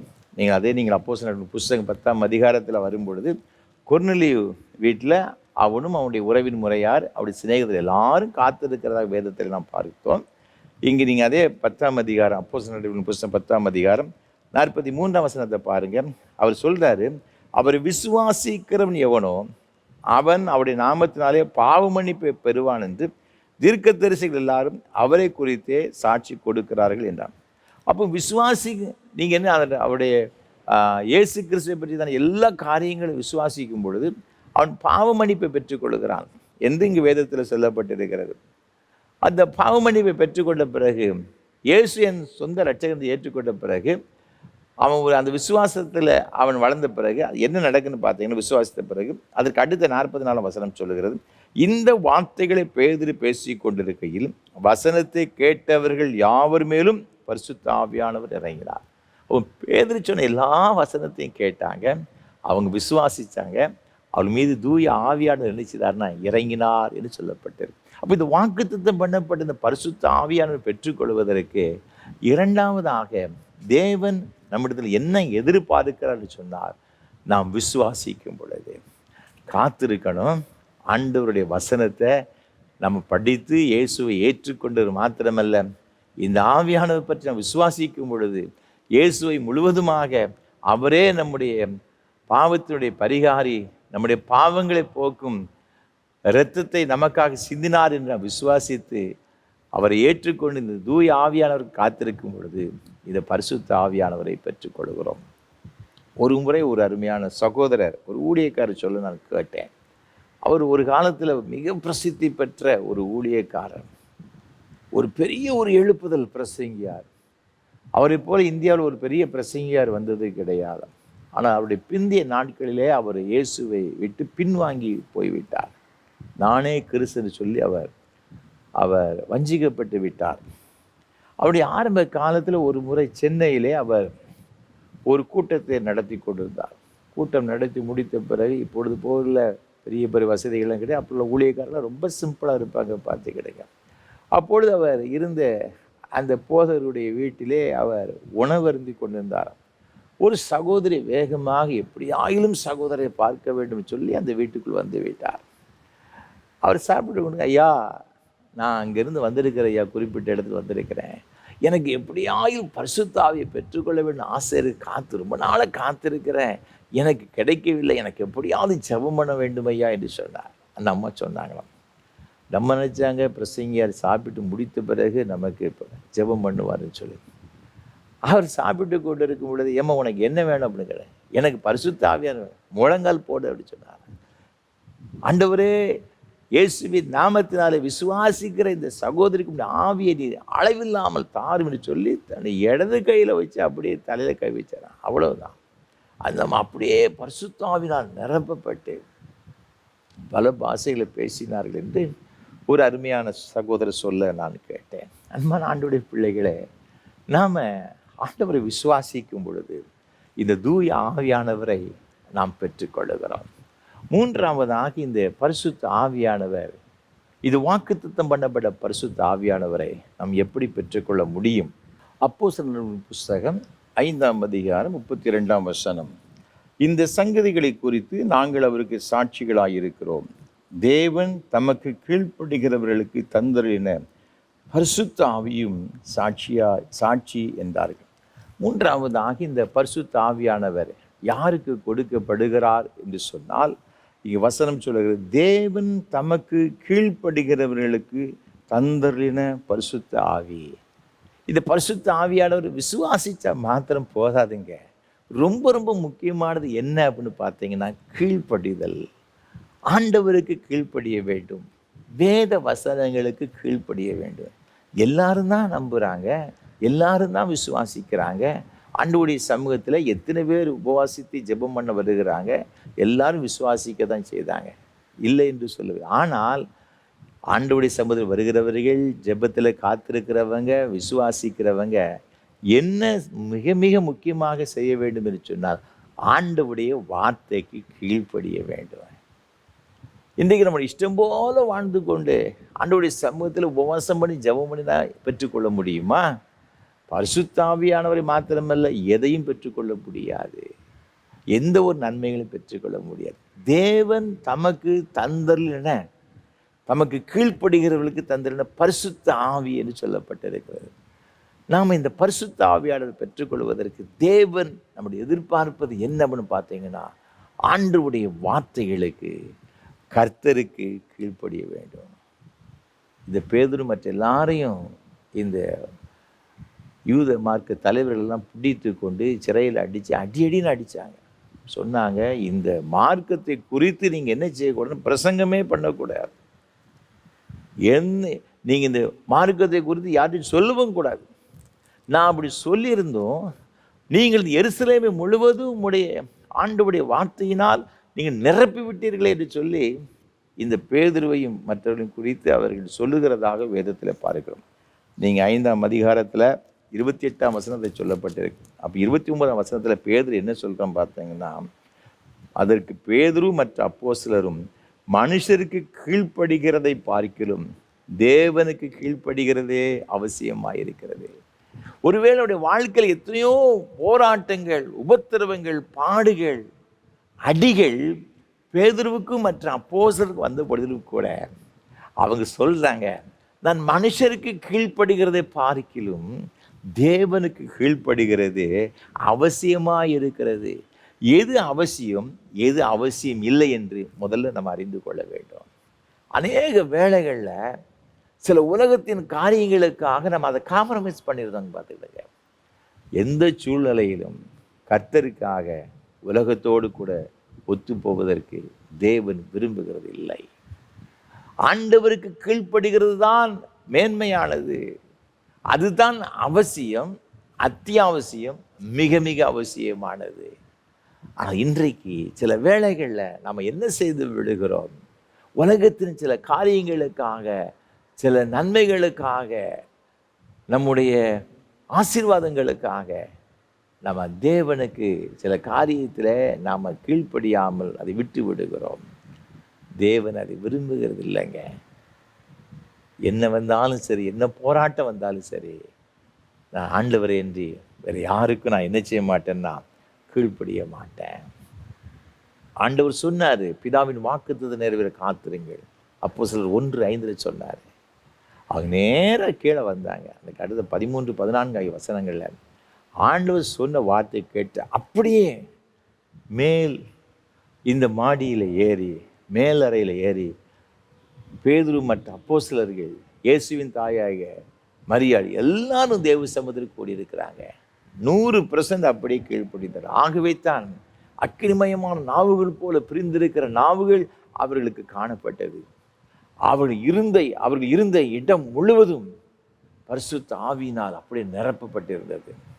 அவர்கள் எல்லாரும் ஆவியால் நிரப்பப்பட்டு பல பல பாஷைகளை பேசினார்கள் என்று வேதவசனம் சொல்கிறது. அன்பானவருடைய பிள்ளைகளே, வேதத்தை ஆண்டவர் நமக்கு தந்திருக்கிறார். வாசித்து விசுவாசிக்கிறது மாத்திரமல்ல, விசுவாசித்து ஆண்டவருடைய வார்த்தைக்கு கீழ்ப்படியும்படியாக நாம் அழைக்கப்பட்டிருக்கிறோம். ஆண்டவர் சவுலை அழைத்தார். இஸ்ரவேல் முதல் ராஜா இது சவுல் தான். ஆனால் என்ன நடந்துச்சு பார்த்தீங்கன்னா, இது அமலேக்கியருக்கு எடுத்த காரியத்தில் ஆண்டவர் சொன்னார், நீங்கள் 1 சாமுவேல் புஸ்தகத்தில் நீங்கள் வாசித்து பார்க்கும் பொழுது இங்கே 15ஆம் அதிகாரத்தில் சவுல் ராஜாவை பார்த்து ஆண்டவர் சொன்னார். என்ன சொன்னார்னா, 15ஆம் அதிகாரம் 1 சாமுவேல் 15ஆம் அதிகாரம் 2ஆம் வசனம், சேனைகளின் கர்த்தர் சொல்லுகிறது என்னவென்றால், இஸ்ரவேலர் எகிப்திலிருந்து வந்தபோது அமலேக்கு அவர்களுக்கு வழிமறித்தே செய்கையை மனதில் வைத்திருக்கிறேன். அமலேக்கு என் ஜனங்களை வழிமறித்து அவன் செய்த செய்கைகள் அறிந்திருக்கிறேன். ஆகவே நீ அவர்களுக்கு எதிராக யுத்தத்துக்கு சென்று ஒன்றும் விடாமல் எல்லாவற்றையும் நீ சங்காரம் பண்ண கடவா என்று சொன்னார். ஆனால் சவுல் இந்த காரியத்தில் என்ன செய்தான்னு பார்த்தீங்கன்னா, நலமானதை கொளுத்த விடலாம் அவன் சங்காரம் பண்ணாமல் அவன் அப்படியே விட்டு விட்டான். அதனுடைய விளைவு என்ன நடந்ததுன்னு பார்த்தீங்கன்னா, இங்கே சாமுவேல் தீர்க்கதரிசி வருகிறார். அவனை பார்த்து சொல்லுகிறார் 22ஆம் வசனத்தில், கர்த்தருடைய சத்தத்திற்கு கீழ்ப்படுகிறதை பார்க்கிலும் சர்வாங்க தகனங்களும் பலிகளும் கர்த்தருக்கு பிரியமாய் இருக்குமோ, பலியை பார்க்கிலும் கீழ்ப்படிதலும் ஆட்டுக்கடாக்களின் நினத்தை பார்க்கிலும் செவி கொடுத்தலும் உத்தமம். ஆண்டவர் விரும்புகிறது கீழ்ப்படிதல். இந்த கீழ்ப்படிதலை விட்டு விட்டு நீ எவ்வளவு 1000 கொடுத்தாலும், எவ்வளவு பெரிய ஆட்டுக்கடாக்கள் கொளுத்த கன்றுகளை கொடுத்தாலும் கூட அதில் ஆண்டவர் பிரியமா இருப்பாரா? இருக்கவே மாட்டார். இந்த சாமுவேல் மூலம் வந்த வார்த்தை அதுதான். அது விளைவு என்ன அப்படின்னு பார்த்தீங்கன்னா, 16ஆம் அதிகாரத்தில் 14ஆம் வசனம் சொல்கிறது, கர்த்தருடைய ஆவி சவுலை விட்டு நீங்கினார். கீழ்ப்படியாதவர்களை விட்டு ஆண்டவர் நீங்கி விடுகிறார். பரிசுத்த ஆவியானவர் அவரை விட்டு விலகி விடுகிறார் பாருங்கள். அதே போல தான் இந்த சிம்சோனுடைய வாழ்க்கையில் 16ஆம் அதிகாரத்தில் நான் நியாயாதிபதியின் புஸ்தகத்தில் வாசித்து பார்க்கும் பொழுது 19, 20 ஆகிய வசனங்களில் இவன் அழைக்கப்பட்ட அழைப்பு உன்னதமான ஒரு அழைப்பு. அந்த அழைப்பு விட்டு விட்டு ஒரு வேசியின் மடியிலே போயிருந்தான். ஆண்டவரோடு கூட பண்ணப்பட்ட பொருத்தனையை அவன் என்ன செய்தான்னா அதை மீறினான். அவனுடைய தலை முடிகளெல்லாம் சிரைக்கப்பட்டது. அவன் கடைசி முடி நசரனாக இருக்கும்படியாக அழைக்கப்பட்டவன் தலைமுடி சிரைக்கப்பட்டது. வசனம் சொல்லுகிறது, கர்த்தருடைய ஆவியானவர் அவனை விட்டு நீங்கினதை அவன் அறியாமல் இருந்தான். காரணம் கீழ்ப்படியலைங்க. கீழ்ப்படியும் பொழுது அதே போல் ஒரு பெரிய ஆசீர்வாதம் ஒன்றும் கிடையாது. பிதாவாகி தேவன் குமாரன் இருக்கிற இயேசு கிறிஸ்து வாக்குத்தத்தம் செய்திருக்கிறார், பரிசுத்த ஆவியானவரை உனக்கு தருவேன். இது ஆவியானவர் உனக்கு தந்தா அது உனக்கு ரொம்ப பிரயோஜனம், அது உனக்கு ரொம்ப ஆசீர்வாதம். அவர் சொல்கிறார், நான் போவேன் ஆகியில் அது உங்களுக்கு ரொம்ப பிரயோஜனமாக இருக்கும். ஏன்னா அவர் தேற்றுவானாகிய பரிசுத்த ஆவியானவரை அவர் உங்களுக்கு தருவார்.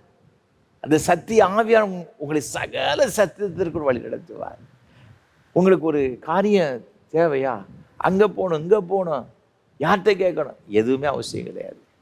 ஆண்டவர்கிட்ட கேட்டால் போதுங்க, அவர் உங்களை சரியாக நடத்துவார். நம்ம சரியான பாதையில் நடந்து செல்வதற்கு, ஆண்டவருடைய ஆசீர்வாதங்களை பெற்றுக்கொள்வதற்கு, இந்த உலகத்தில் பக்தியுள்ள ஒரு வாழ்க்கை வாழ்வதற்கு இந்த ஆவியானவர் நமக்கு அவசியம். அப்படி என்றால் இந்த ஆவியானவரை பெற்றுக்கொள்ள அவருடைய சமூகத்தில் காத்திருப்போம். அது மாத்திரமல்ல, ஆண்டவருடைய சமூகத்தில் நாம் காத்திருப்போம், விசுவாசிப்போம், கீழ்ப்படிவோம். இந்த ஆவியானவர் பெற்று உலகத்தில் கர்த்தருக்காக, கர்த்தருடைய நாமமைக்கென்று வாழ்ந்து ஆண்டவருடைய நாமத்தை நாம் மகிமைப்படுத்துவோம். ஆண்டவருடைய ஆசீர்வாதங்களை பெற்றுக்கொள்வோம். அப்படிப்பட்ட கிருபைகளை கர்த்தர் தாமே நம்மோடு தருவாராக. ஆமென். அர்ப்பணிப்பின் பாடலாக கீதம் 190, கிறிஸ்துவ கீர்த்தனை 77 பாடுவோம். என்னை என் ஆனந்தம், என்னை என் ஆனந்தம் சொல்லக்கூடாதே. கீதம் 190, கிறிஸ்துவ கீர்த்தனை 77 பாடுவோம்.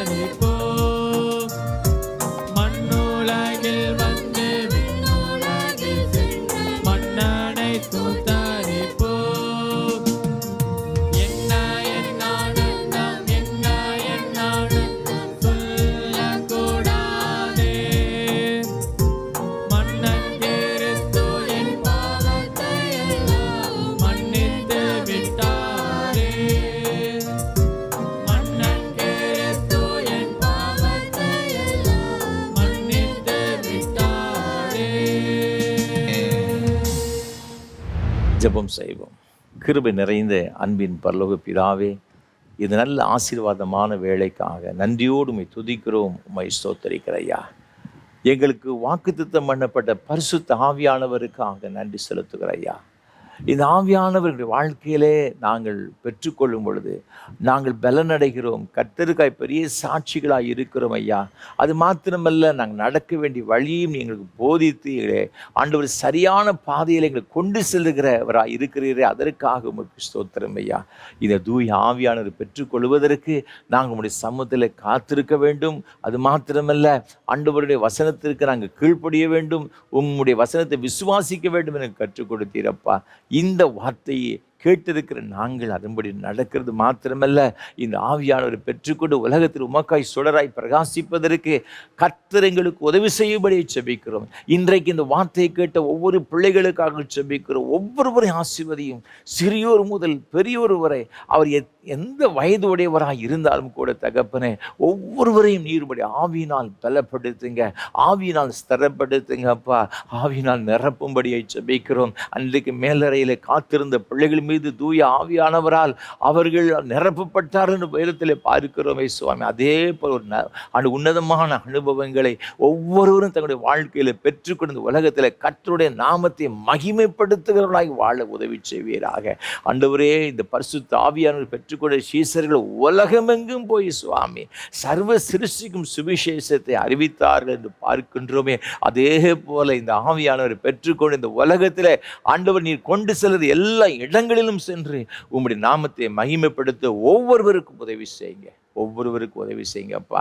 ஆண்டவரே, எங்களுடைய பிள்ளைகளுடைய குடும்பங்களுக்காக ஜெபிக்கிறோம். ஆண்டவரே, உமக்கு ஸ்தோத்திரமையை யார் யாரெல்லாம் இந்த பரிசுத்த ஆவியானவர் பெற்றுக்கொள்ளாமல் இருக்கிறார்களோ அவர் ஒவ்வொருவரும் பெற்றுக்கொள்ள வேண்டும் நாங்கள் ஜெபிக்கிறோம் ஐயா.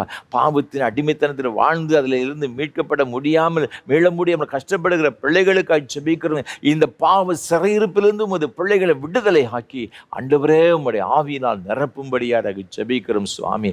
ரட்சிக்கப்படாத பிள்ளைகள், ரட்சிக்கப்படாத கணவன் மனைவி ஒவ்வொருவர் ரட்சிப்பின் அனுபவங்களை பெற்றுக்கொண்டப்பா இந்த ஆவியானவரை அப்பா உமக்கு ஸ்தோத்திரம் பெற்று இந்த உலகத்தில் ஒரு சந்தோஷமான குடும்பமாய் வாழ கர்த்தர் உதவி செய்ய வேண்டும் என்று நாங்கள் ஜெபிக்கிறோம். சீசர்கள் பரிசுத்த ஆவியினாலும் சந்தோஷத்தில் நிரப்பப்பட்டு சொல்லப்பட்டிருக்க அதே அனுபவங்களை எங்களுடைய குடும்பங்களில் எங்களுடைய பிள்ளைகளுடைய வாழ்வில் கர்த்தர் கொடுக்கும்படியாக நாங்கள் ஜெபிக்கிறோம் ஐயா. நீங்கள் அவ்வாறு செய்கிற தயவுக்காக ஸ்தோத்திரம் ஐயா. என்னுடைய குடும்பத்தின் மீது உங்களுடைய பிரசனம் எப்பொழுதும் நிரம்பி இருக்க நாங்கள் ஜெபிக்கிறோம். அநேக குடும்பங்களில் ஆண்டவரை வந்த பிரிவினைகள், கசப்புகள் எல்லாவற்றையும் கர்த்தர் மாற்றி உங்களுடைய பிள்ளைகளுடைய குடும்பம் ஒரு குட்டி பரலோகத்தை போல மாறட்டும் நாங்கள் ஜெபிக்கிறோம் சுவாமி. தகப்பனே உமக்கு ஸ்தோத்திரம் ஸ்தோத்திரம் ஐயா. ஒவ்வொரு குடும்பத்திலும் கர்த்தருடைய ஆசீர்வாதம் நிறைவாய் தங்கியிருப்பதாக. ஒரு யோசுவாவின் குடும்பத்தை போல நான் என் வீட்டார்மோ என்ற கர்த்தரே சேவிப்போன்னு சொன்னது போல குடும்பமாய் சேவிக்கிற பிள்ளைகளாக இருக்க கர்த்தர் அனுகிரகம் செய்வீராக. நீங்கள் தந்த கற்பத்தின் கனிகளை நாங்கள் ஜெபிக்கிறோம். கற்பத்தின் கனி ஆசீர்வதிங்கப்பா. என்னுடைய பிள்ளைகளுக்கு ஏற்ற காலத்தை ஏற்ற வளர்ச்சிகள் எல்லா ஆசீர்வாதங்களையும் கர்த்தர் கட்டளையிடுவீராக. ஆண்டு உயர் கல்விக்காய் காத்திருக்கிற பிள்ளைகளுக்கு அவர் விரும்புகிற உயர் கல்வியை பெற்றுக்கொள்ள கர்த்தாவே நீர் உதவி செய்யும்படி நாங்கள் ஜெபிக்கிறோம். வேலைக்காய் காத்திருக்கிற அன்பு சகோதர சகோதரிகளுக்கு நாங்கள் ஜெபிக்கிறோம் ஐயா. ஆண்டவரே, பல நாட்களாக மாதங்களாய் வருடங்களாக நல்ல வேலைக்கு காத்திருக்கிறாங்கப்பா. ஏற்ற வேலை கிடைக்கவில்லை சொல்லி மிகுந்த சோர்வடைந்திருக்கிற பிள்ளைகளை உங்களுடைய கரத்தில் கொடுக்கிறோம். உங்களுடைய பிள்ளைகள் விரும்புகிற ஆண்டவரே ஒரு நல்ல ஒரு வேலையை கொடுத்து ஆசீர்வதிங்கப்பா. அயல் நாடுகளில் சென்று படிக்கும்படியே விரும்புகிற பிள்ளைகளுக்காக வேலை செய்யும்படியே விரும்புகிற பிள்ளைகளுக்கு ஜெபிக்கிறையா. கர்த்தருடைய கண்களிலே கிருபை கிடைப்பதாக அவர்களை கர்த்தர் ஆசீர்வதிக்க வேண்டும் நாங்கள் ஜெபிக்கிறோம் ஐயா. திருமணத்திற்கு காத்திருக்கிற சகோதர சகோதரிகளுக்காக நாங்கள் ஜெபிக்கிறோம் ஐயா. ஆண்டவரே உமக்கு ஸ்தோத்திரம் ஐயா. அதினதன் காலத்தை எல்லாவற்றையும் நேர்த்தியாய் செய்கிற ஆண்டவர் உடைய பிள்ளைகளுடைய வாழ்க்கையில் நேர்த்தியை செய்து கொடுப்பீராக. திருமணத்தை ஆண்டவரே உமக்கு ஸ்தோத்திரம் நீரே இந்த குடும்பத்திற்கு நடத்தி கொடுத்து அவர்களை குடும்பமாக்கி ஆசீர்வதிக்க வேண்டும் நாங்கள் ஜெபிக்கிறோம். எல்லா தடைகளும் இயேசு கிறிஸ்துவின் நாமத்தில் விலகும்படி நாங்கள் ஜெபிக்கிறோம் ஐயா. அதே போல் குழந்தை செல்வங்களுக்கு காத்திருக்கிற தம்பதிகளுக்காக ஜெபிக்கிறோம். பல ஆண்டுகளாக காத்திருந்து சோர்ந்து போன இருக்கிற பிள்ளைகளுடைய கரத்தில் கொடுக்கிறோம். கர்த்தருடைய வல்லமை முது பிள்ளைகள் மீது கடந்து வருவதாக. முது பிள்ளைகளை கர்த்தர் ஆசீர்வதிக்கும்படி ஜெபிக்கிறோம். எல்லா தடைகளும் இயேசுவின் நாமத்தில் விலகும்படி நாங்கள் ஜெபிக்கிறோம் ஐயா. அந்நாளில் நினைத்தருளின எங்கள் ஆண்டவராய கர்த்தர் முது பிள்ளைகளை நினைத்தருளுவீராக. அவர்களை ஆசீர்வதிங்க சுவாமி. கற்பத்திரிகளை கொடுத்து உங்களுடைய நாமத்தை மகிமைப்படுத்தும்படி அங்கு ஜெபிக்கின்றோம். நீங்கள் அவ்வாறு செய்கிற தயவுக்காய் ஸ்தோத்திரம். பேறுகால நிலைமை இருக்கிற சகோதரிகளுக்காய் ஜெபிக்கிறோம் ஐயா. கற்பத்தின் கனியை புரண்டப்படுத்தி சுக பிரசவத்தை கொடுத்தப்பா உமது பிள்ளைகளை ஆசீர்வதிங்க. வயோதிப நிலைமை இருக்கிற அருமையான பெற்றோர்களை உடைய கரத்தில் கொடுக்கிறோம். வயதான காலத்தில் ஏற்படும் எல்லா பலவீனங்கள் எல்லா சோர்வுகளையும் ஆண்டவர் முற்றிலுமாய் மாற்றுங்கப்பா. படுக்கையில் இருக்கின்ற பிள்ளைகளையும் உடைய கரத்தில் கொடுக்கிற ஐயா. யாருமே எனக்கு உதவி இல்லை என்று சொல்லுகிற ஆண்டவரே ஆதரவற்ற அருமையான பெற்றோர்களுக்காக ஜெபிக்கிறேன் ஐயா. நீரே உமது பிள்ளைகளுக்கு ஆண்டவரே உமக்கு ஸ்தோத்திரம் தாயும் தகப்பனுமாய் இருந்தப்பா அவருடைய கரங்களை பிடித்து நடத்தும்படியாக ஜெபிக்கிறோம். அவருடைய வேதனைகளெல்லாம் மாற்றுங்க. உங்களுடைய சமாதானத்தில் நிரப்புங்க. ஆரோக்கியத்தில் நிரப்புங்க. அடிக்கடி ஏற்படும் எல்லா பலவீனங்களையும் கர்த்தர் முற்றிலுமை மாற்றும்படியாக நாங்கள் ஜெபிக்கிறோம் ஐயா. உங்களுடைய அடியார்களுக்கு நல்ல சுகத்தையும் பலத்தையும் நீடித்த சுக வாழ்வையும் கொடுத்து வழிநடத்தும்படி நாங்கள் ஜெபிக்கிறோம். இந்த வயதான காலத்தில் பிள்ளைகள் எதிர்பார்த்திருக்கிற ஆசீர்வாதங்களை ஐயா பிள்ளைகளை குறித்ததான எண்ணங்கள் எல்லாம் அறிந்திருக்கிறீங்கப்பா. என் குடும்பம் எப்படிப்பட்டதாக இருக்கும், நான் உண்மையாய் கர்த்தரை சேவித்தேன், ஆனால் என் பிள்ளைகள் ஆண்டவரே என் மீது பாசம் காட்டவில்லையே, இன்னும் என் பிள்ளைகள் என் கூட இல்லையேன்னு சொல்லி எத்தனையோ பெற்றோர்கள் மிகுந்த வேதனையோடு உங்களுடைய சமூகத்தில் வந்திருக்கிற அறிந்திருக்கிறீங்கப்பா. அவருடைய கண்களுடைய எல்லா கண்ணீரை எங்களை ஆண்டவர் துடைத்தப்பா. இந்த குடும்பங்களெல்லாம் பிள்ளைகளெல்லாம் ஆசீர்வதிக்க நாங்கள் செபிக்கிறோம். அப்படி வாழ்க்கையில் எதிர்பார்த்துக்கிற மகிழ்ச்சி சமாதானம் பெருக நாங்கள் செபிக்கிறோம் ஐயா. தகப்பனே உமக்கு ஸ்தோத்திரம். அவர் செய்கிற தயவுக்காக நன்றி செலுத்துகிறோம். வியாதினால் கஷ்டப்படுகிற பிள்ளைகளை உடைய கருத்தில் அர்ப்பணித்து நாங்கள் செபிக்கிறோம் ஐயா. எல்லாம் பலவீனங்களை கர்த்தர் மாற்றுவீராக. உச்சந்தலை முதல் உள்ளங்கால் வரை என்னென்ன வியாதினால் ஒரு பிள்ளைகள் பாதிக்கப்பட்டு வேதனைப்பட்டு கொண்டிருக்கிறார், இப்பொழுது இயேசு கிறிஸ்துவின் நாமத்தினால் ஒரு அற்புதமான சுகம் உண்டாகட்டும் நாங்கள் செபிக்கிறோம் ஐயா. கர்த்தருடைய கரம் இந்த பிள்ளைகள் மீது அமர்வதாக இயேசுவின் நாமத்தினாலே ஒரு பூரண விடுதலை உண்டாகட்டும் சுவாமி. இருதய பகுதியில், நுரையீரல் பகுதியில் ஆண்டவர், சிறுநீரக பகுதியில், வயிற்று பகுதியில் ஆண்டவரே, தலை பகுதியில், தண்டுவட பகுதியில் இருக்க எல்லா பிரச்சனைகளும் ஐயா முற்றிலுமாய் மாறுவதாக எல்லா சோர்வுகள், அசதிகள், வலிகள் இயேசுவின் நாமத்தினால் விலகும்படியை செபிக்கிறோம் ஐயா. ஒரு பூரண ஆரோக்கியம் ஒவ்வொருவருக்கும் உண்டாகட்டும் நாங்கள் செபிக்கிறோம். நீங்கள் அவ்வாறு செய்கிற தயவுக்காக கோடா கோடி ஸ்தோத்திரம், கோடா கோடி ஸ்தோத்திரம் ஐயா. ஆண்டவரே அப்பா, தொழிலில் எனக்கு சரியான முன்னேற்றம் இல்லையே என்று சொல்லி கலங்குகிற பிள்ளைகளுக்காக செபிக்கிறோம். புதிதாக தொழில் தொடங்கும்படியாக பிரயாசப்படுகிற பிள்ளைகளுக்காக செபிக்கிறையா. பிள்ளைகளை கர்த்தர் நினைத்தருளுவீராக சுவாமி. அவர் செய்கிற தொழிலை கர்த்தர் ஆசீர்வதியும். தொழிலில் ஏற்பட நஷ்டத்திலுமே சோர்ந்து போன பிள்ளைகளுக்காக செபிக்கிறோம். இந்த நஷ்டங்களெல்லாம் கர்த்தர் மாற்றுவீராக. பிள்ளைகளை மீண்டும் நீர் ஆசீர்வதிங்கப்பா. யாபேசி ஆசீர்வதித்து அவன் எல்லைகளை விசாரமாக்கிற ஆண்டவர் பிள்ளைகள் எல்லைகளெல்லாம் விசாரமாக்கும்படி செபிக்கிறோம். எல்லா கடன் பிரச்சனைகளும் கர்த்தர் மாற்றுவீராக சுவாமி. பொருளாதார தேவையெல்லாம் கர்த்தர் சந்தித்து கொடுக்கும்படி செபிக்கிறோம் ஐயா. ஆண்டவரை வீடு கட்ட ஆரம்பித்து இன்னும் கட்ட முடியவில்லையே, பல தடைகள் என்று சொல்லி ஏக்கத்தோடு கூட இருக்கிற பிள்ளைகளுக்காக செபிக்கிறையா. ஆனால் இடத்தின் நிமித்தமாக மிகுந்த மன கஷ்டங்களோடு கூட இருக்கிற பிள்ளைகளுக்காக செபிக்கிறோம். நியாயமாய் எனக்கு கிடைக்க வேண்டிய ஆசீர்வாதங்கள் கிடைக்கவில்லை சொல்லி கலங்குகின்ற பிள்ளைகளுக்காக செபிக்கிறோம் ஐயா. உம்முடைய பிள்ளைகளுடைய கண்ணீரை நீர் பார்த்து அவர்களுக்கு வேண்டிய எல்லா நன்மைகளையும் ஆண்டவர் கட்டளையிட்டு அப்படி ஆசீர்வதிப்பீராக. உம்மைத்தான் நம்பி இருக்கிறாங்கப்பா, உம்மைத்தான் விசுவாசிக்கிறாங்க ஐயா. உம்மை விட்டு யார்கிட்ட போவாங்கப்பா? சதா காலங்களையும் வேளையில் உண்மையே நம்பி இருக்கிற இந்த பிள்ளையுடைய வாழ்க்கையில் ஒரு அற்புதத்தை செய்யும்படியாக இயேசு கிறிஸ்துவின் நாமத்தினாலே செபிக்கிறேன். இந்த பிள்ளையுடைய எல்லா வாஞ்சிகளும் விருப்பங்களும் நிறைவேற்றப்படும்படியாக நாங்கள் செபிக்கிறோம். நீங்கள் அவ்வாறு செய்த தயவுக்காய் ஸ்தோத்திரம். ஏழைகள், எளியவர்கள், திக்கற்றவர்கள், அனாதைகள், விதவைகள், கைவிடப்பட்டவர்கள் ஒவ்வொருவருக்காக செபிக்கிறோம் ஐயா. ஒவ்வொரு கூடுதல் சத்தத்தையும் கேட்டு கர்த்தர் பதில் செய்வீராக. நீங்கள் அவ்வாறு செய்கிற தயவுக்காக உமக்கு ஸ்தோத்திரம் ஐயா. இந்த ஆராதனை வேளைக்காக பல வகையில் ஜெபிக்கிற தாங்குகிற ஒவ்வொரு குடும்பத்தினருக்காக ஸ்தோத்திரம். ஒவ்வொருவரையும் ஆசீர்வதியும். விசேஷமாக திண்டுக்கல்லிருந்து ஒரு அருமையான சகோதரி இந்த ஆண்டவரே ஊழியங்களை தாங்குறது அறிந்திருக்கிறீங்கப்பா. ஆண்டவர் தாமே இந்த குடும்பத்துக்கு வேண்டிய எல்லா நன்மைகளையும் நீர் நிறைவாய் கட்டளையிட்டு ஆசீர்வதிக்கும்படி ஜெபிக்கிறோம் ஐயா. உம்முடைய நாம மகிமைக்கென்று ஏராளமான ஆத்துமாக்கள் ஆண்டவர் ஆசீர்வதிக்கப்பட வேண்டும் என்று உம்முடைய மகள் மனமுவந்து செய்ததற்கு அறிந்திருக்கிறீங்கப்பா. இதோடைய பலனை இம்மையிலும் மறுமையிலும் ஆயிரம் பலனை பெற்றுக்கொள்ள கர்த்தாவே கிருபை தருவீராக. அப்படி குடும்பத்திற்காக, பிள்ளைகளுக்காக, பிள்ளைகளின் பிள்ளைகள் ஒவ்வொருவருக்காக செபிக்கிறோம். ஒவ்வொருவரையும் ஆசீர்வதிங்கப்பா. திருமணத்திற்கு காத்திருக்கிற அருமையான பிள்ளைகளுக்கு விசேஷமாக ஜெபிக்கிறோம் ஐயா. எல்லா தடைகளையும் கர்த்தர் மாற்றி போட்டு இந்த குடும்பத்தில் ஒரு பெரிய ஆசீர்வாதங்களை கட்டளிடுவீராக. பிள்ளைகளை குறித்தான எல்லா பாரங்களையும் கர்த்தர் முற்றிலுமாய் மாற்றும்படி நாங்கள் ஜெபிக்கிறோம். உன் பிள்ளைகளும் பந்தை சுற்றிலும் ஒலிவுமர கன்றுகளை போல் இருப்பார்கள். நீ உன் பிள்ளைகளும் இஸ்ரவேலு கூட சமாதானத்தை காண்பா என்று சொன்ன அந்த வார்த்தையின்படியே சுவாமி, இந்த பிள்ளைகள் உடைய குடும்பம், அவருடைய சந்ததிகள் ஆசீர்வாதமாக இருக்கும்படியாக அப்படி எல்லா தேவைகளை கர்த்தர் சந்திக்கும்படி ஜெபிக்கிறோம். கைகள் பிரயாசத்தில் ஒரு நன்மைகளையும் ஆசீர்வாதங்கள் தருவீராக. இதிலும் பெரிதான விலை காண்பா என்று சொன்ன அந்த பெரிய நன்மைகளை இந்த குடும்பத்தில் பெற்றுக்கொள்ள கிருபைதாரும். தொடர்ந்தும் தெய்வீக பிரசன்னம் இந்த பிள்ளைகளோடு கூட இருக்கட்டும். இது ஜெபத்தில் பங்கு பெற்ற அனைத்து பிள்ளைகளோடு கூட முடியும் கிருபை தங்கியிருக்காங்க ஜெபிக்கிறோம். ஆசீர்வதியும் ஒரு நாமத்தை மகிமைப்படுத்தும் இயேசு கிறிஸ்துவின் மூலம் ஜெபிக்கிறோம் பரிசுத்த பிதாவே.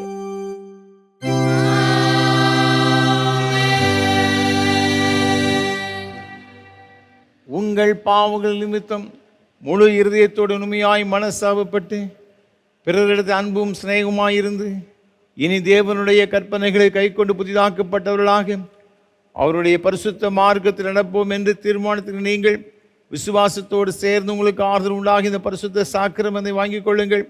அதற்காக பணிவாய் முழங்கால் படியிட்டு சர்வ வல்லமையுள்ள தேவனை நோக்கி உங்கள் பாவங்களை மனத்தாழ்மையாய் அறிக்கையிடுங்கள்.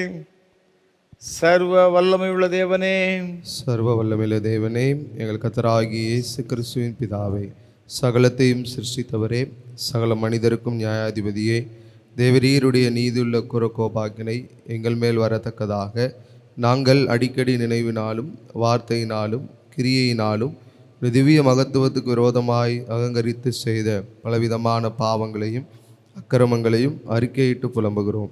இந்த குற்றங்களை குறித்து நாங்கள் உண்மையாய் மனஸ்தாபப்பட்டு முழு மனதோடு துக்கப்படுகிறோம். அவைகளை நினைத்து வேதனைப்படுகிறோம். அவைகள் எங்களாலே சுமக்கப்படாத பாரம். எங்களுக்கு இறங்கும். மிகுந்த இரக்கமுள்ள பிதாவே, எங்களுக்கு இறங்கும். நாங்கள் செய்த யாவையும் உமது குமாரனும் எங்கள் கர்த்தருமாகிய இயேசு கிறிஸ்து நிமித்தம் எங்களுக்கு மன்னியும்.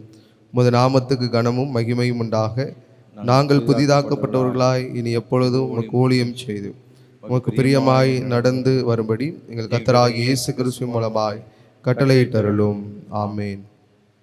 உத்தம மனசாபத்தோடும் உண்மையான விசுவாசத்தோடும் தமிழத்திற்கு மனம் திரும்புகிற யாவருக்கும் பாவமன்னிப்பு அளிச்சோம் என்று மிகுந்த இரக்கமாக வாக்குத்தம் செய்திருக்கிற நம்முடைய பரமபிதாவாகிய சர்வ வல்லமையுள்ள கடவுள் நம்முடைய கர்த்தராயிருக்கிற இயேசு கிறிஸ்து நிமித்தம் உங்களுக்கு இறங்கி உங்கள் பாவங்கள் எல்லாவற்றையும் மன்னித்து அவைகளில் விடுதலையாக்கி சகல நன்மையில் உறுதிப்படுத்தி நிலைநிறுத்தி நித்திய ஜீவகரையில் சேர்ப்பாராக.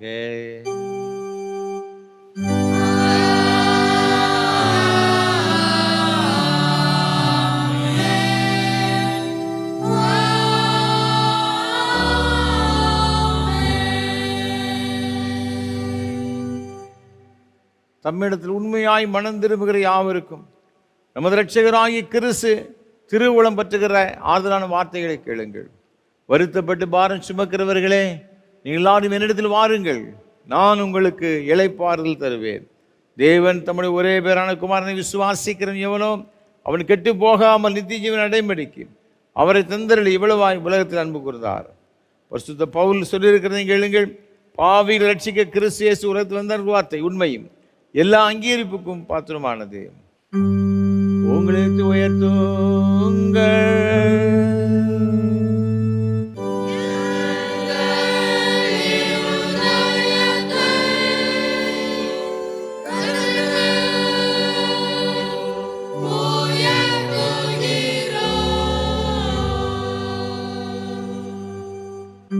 நம்முடைய கர்த்தராகிய தேவன் தோத்திரம் செலுத்த கடவோம்.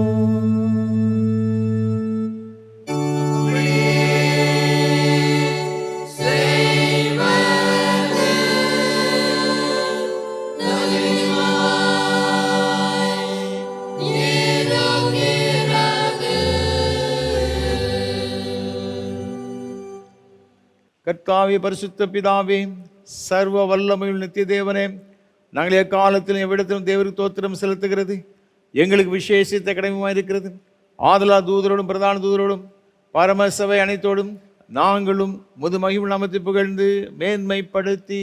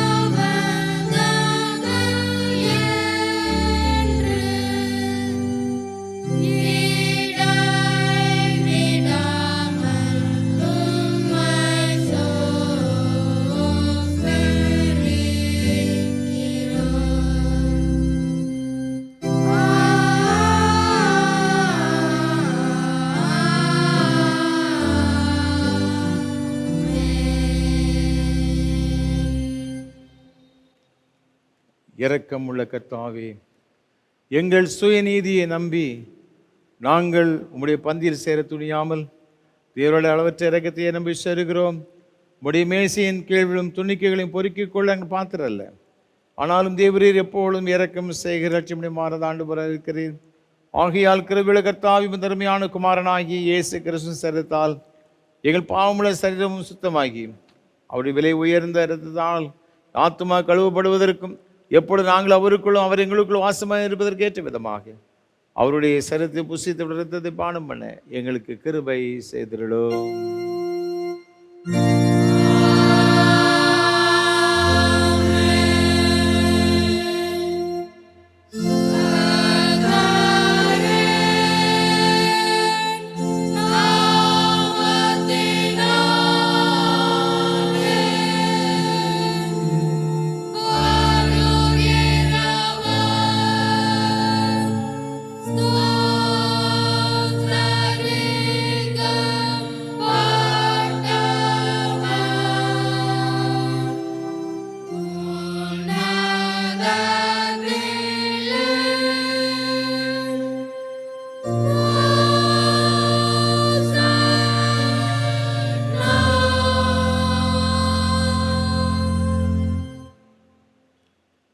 சர்வ வல்லமை உள்ள தேவனே, எங்கள் பரமபிதாவே, தேவரீர் எங்களுக்கு உருக்கமாக இறங்கி உம்முடைய ஒரே குமாரனாகிய இயேசு கிறிஸ்து சிலுவையில் மரணமடைந்து எங்களை மீட்டுக் கொள்ளும்படி அவரை தந்தறினேரே. அவர் சிலுவையிலே ஒரே தரம் தம்மை ஏகபலியாக ஒப்பு கொடுத்து சர்வலோகத்தின் பாவங்களை நிவர்த்தி செய்வதற்கு நிறைவும் பொருளும் போதுமான பலியையும் காணிக்கையும் பரிகாரத்தை செலுத்ததும் அல்லாமல் தம் நிறமையான மரணத்தை இன்றைக்கு நினைப்போடு ஞாபகத்தை நியமித்து தாம் திரும்ப வரும் அளவும் நாங்கள் அதை அனுசரித்து வரும்படி தமது பரிசுத்த சுவிசேஷத்தில் கட்டளையிட்டிருக்கிறாரே. இரக்கமுள்ள கர்த்தாவே, எங்கள் ஜெபத்தை கேட்டருளும் எமது குமாரனும் எங்கள் ரட்சகருமாகிய இயேசு கிறிஸ்து கட்டளையிட்ட பரிசுத்த நியமத்தின்படி நாங்கள் அவருடைய பாடுகளையும் மரணத்தை நினைவு கூர்ந்து முதல் சிருஷ்டி பதார்த்தங்களை இந்த அப்பத்தையும் திராட்சை ரசத்தையும் பெற்றுக்கொள்ளும் பொழுது அவருடைய பரிசுத்தமுள்ள சரீரத்திற்கும் இரத்தத்திற்கும் பங்கு உள்ளவர்களாகும்படி கிருபை செய்ய வேண்டும் என்று மிகுந்த தாழ்மையோடு வேண்டிக் கொள்கிறோம். இயேசு தாம் காட்டி கொடுக்கப்பட்ட அந்த ராத்திரியிலே அப்பத்தை எடுத்து ஸ்தோத்திரம் பண்ணி அதை பிட்டு சீசல் கொடுத்து எல்லாரும் வாங்கி பூசியுங்கள், இது உங்களுக்காக கொடுக்கப்படுகிற என்னுடைய சரீரமாக இருக்கிறது. என்னை நினைவுகூறும்படி செய்யுங்கள் என்றார். அப்படி ராபோஜனை பண்ணின பின் பாத்திரத்தை எடுத்து ஸ்தோத்திரம் பண்ணி அவர்களுக்கு கொடுத்து, நீங்கள் எல்லாரும் இதில் பானம் பண்ணுங்கள், இது பாவம் பண்ணி போட்டாங்க உங்களுக்காக நேருக்கு சிந்தப்படுகிற புது உடன்படிக்கைக்குரிய என்னுடைய இரத்தம். இதை பானம் பண்ணும் பொழுதெல்லாம் என்னை நினைவுறும்படி இதை செய்யுங்கள் என்று திருவுளம் பற்றினார்.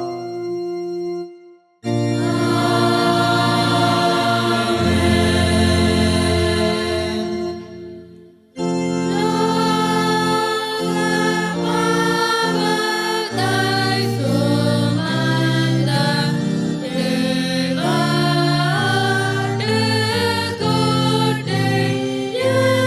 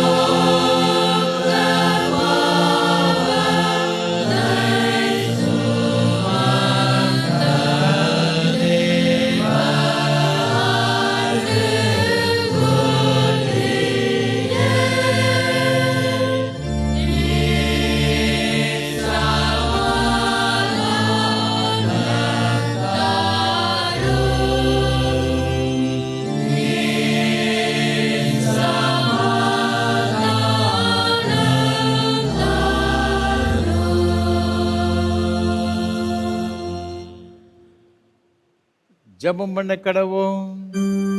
பரமண்டலங்கள் இருக்கிற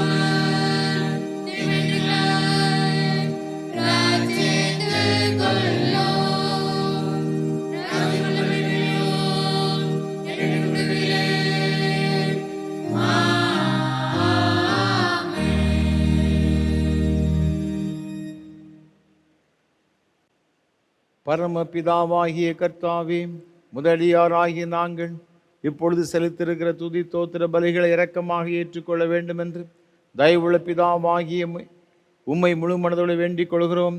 உம்முடைய குமாரனாகிய இயேசு கிறிஸ்துவின் புண்ணியத்தினாலும் மரணத்தினாலும் அவர் திருரத்தத்தை பற்றி விசுவாசத்தின் மூலமாக நாங்களும் மற்றுமுள்ள உம்முடைய சபை அனைத்தும் பாவ மன்னிப்பையும் அவர் பாடுகளினால் உண்டான மற்ற எல்லா நன்மைகளும் பெற்றுக்கொள்ளும்படி தேவருக்கு கிருபை செய்ய வேண்டும் என்று தாழ்மையாக பிரார்த்திக்கிறோம். கர்த்தாவே, சரீரமும் ஆத்மாவும் எங்களை முழுவதும் தேவருக்கு புத்தியும் பரிசுத்தம் ஜீவனபலியும் உமக்கு ஒப்புக் கொடுக்கிறோம். இப்பொழுது பரிசுத்த நற்கரங்களில் பங்கு பெற்றிருக்கிற எங்கள் எல்லாரையும் மது கிருபையினாலும் பரம ஆசீர்வாதத்தினாலும் தேவரீர் நிரப்பியருள வேண்டும் என்று பணிவாய் வேண்டிக் கொள்கிறோம். அநேக விதமாய் இருக்கிற எங்கள் பாவங்களினாலே தேவருக்கு எந்த பலியும் செலுத்துவதற்கு நாங்கள் அபாத்திராக இருந்த பொழுதிலும் எங்கள் பாத்திர தேவரை கவனியாமல் எங்கள் கர்த்தராகிய இயேசு கிறிஸ்து நிமித்தம் எங்கள் குற்றங்களை மன்னித்து எங்கள் கடமையின்படி நாங்கள் செலுத்திருக்கிற பணியை ஏற்றுக்கொள்ள வேண்டும் என்று பிரார்த்திக்கிறோம். அவரோடு பரிசுத்த ஆவியோடு ஐக்கியமாக இருக்கிற தேவருக்கு அவர் மூலமாய் சகல மகிமையும் என்றென்றைக்கு உண்டாவதாக.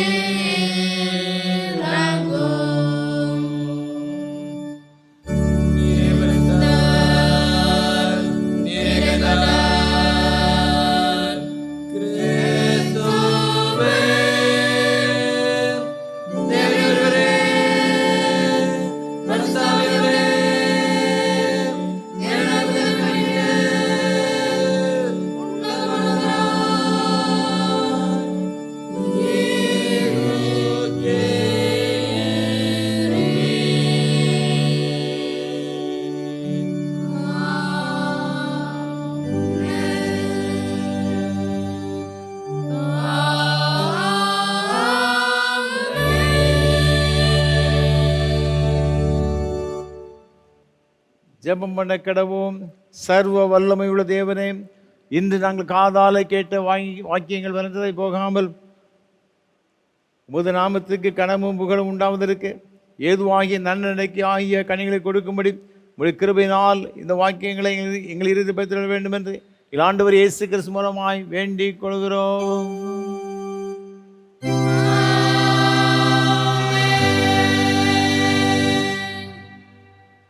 எல்லா புத்திக்கு மேலான தேவ சமாதானங்களோடு கூட இருந்து நீங்கள் தேவனையும் அவருடைய குமாரனாகிய நம்முடைய நாதர் இயேசு கிறிஸ்து பற்றி அறிகிற அறிவில் அன்பில் உங்கள் இறுதி காக்கிடுவது பிதா குமாரன் பரிசுத்த ஆவியாகிய சர்வ வல்லமையுள்ள தேவனுடைய ஆசீர்வாதங்களோடு கூட இருந்து இன்றும் என்னும் சதா காலங்களிலும் உங்களோட நிலைத்திருக்க கடவது.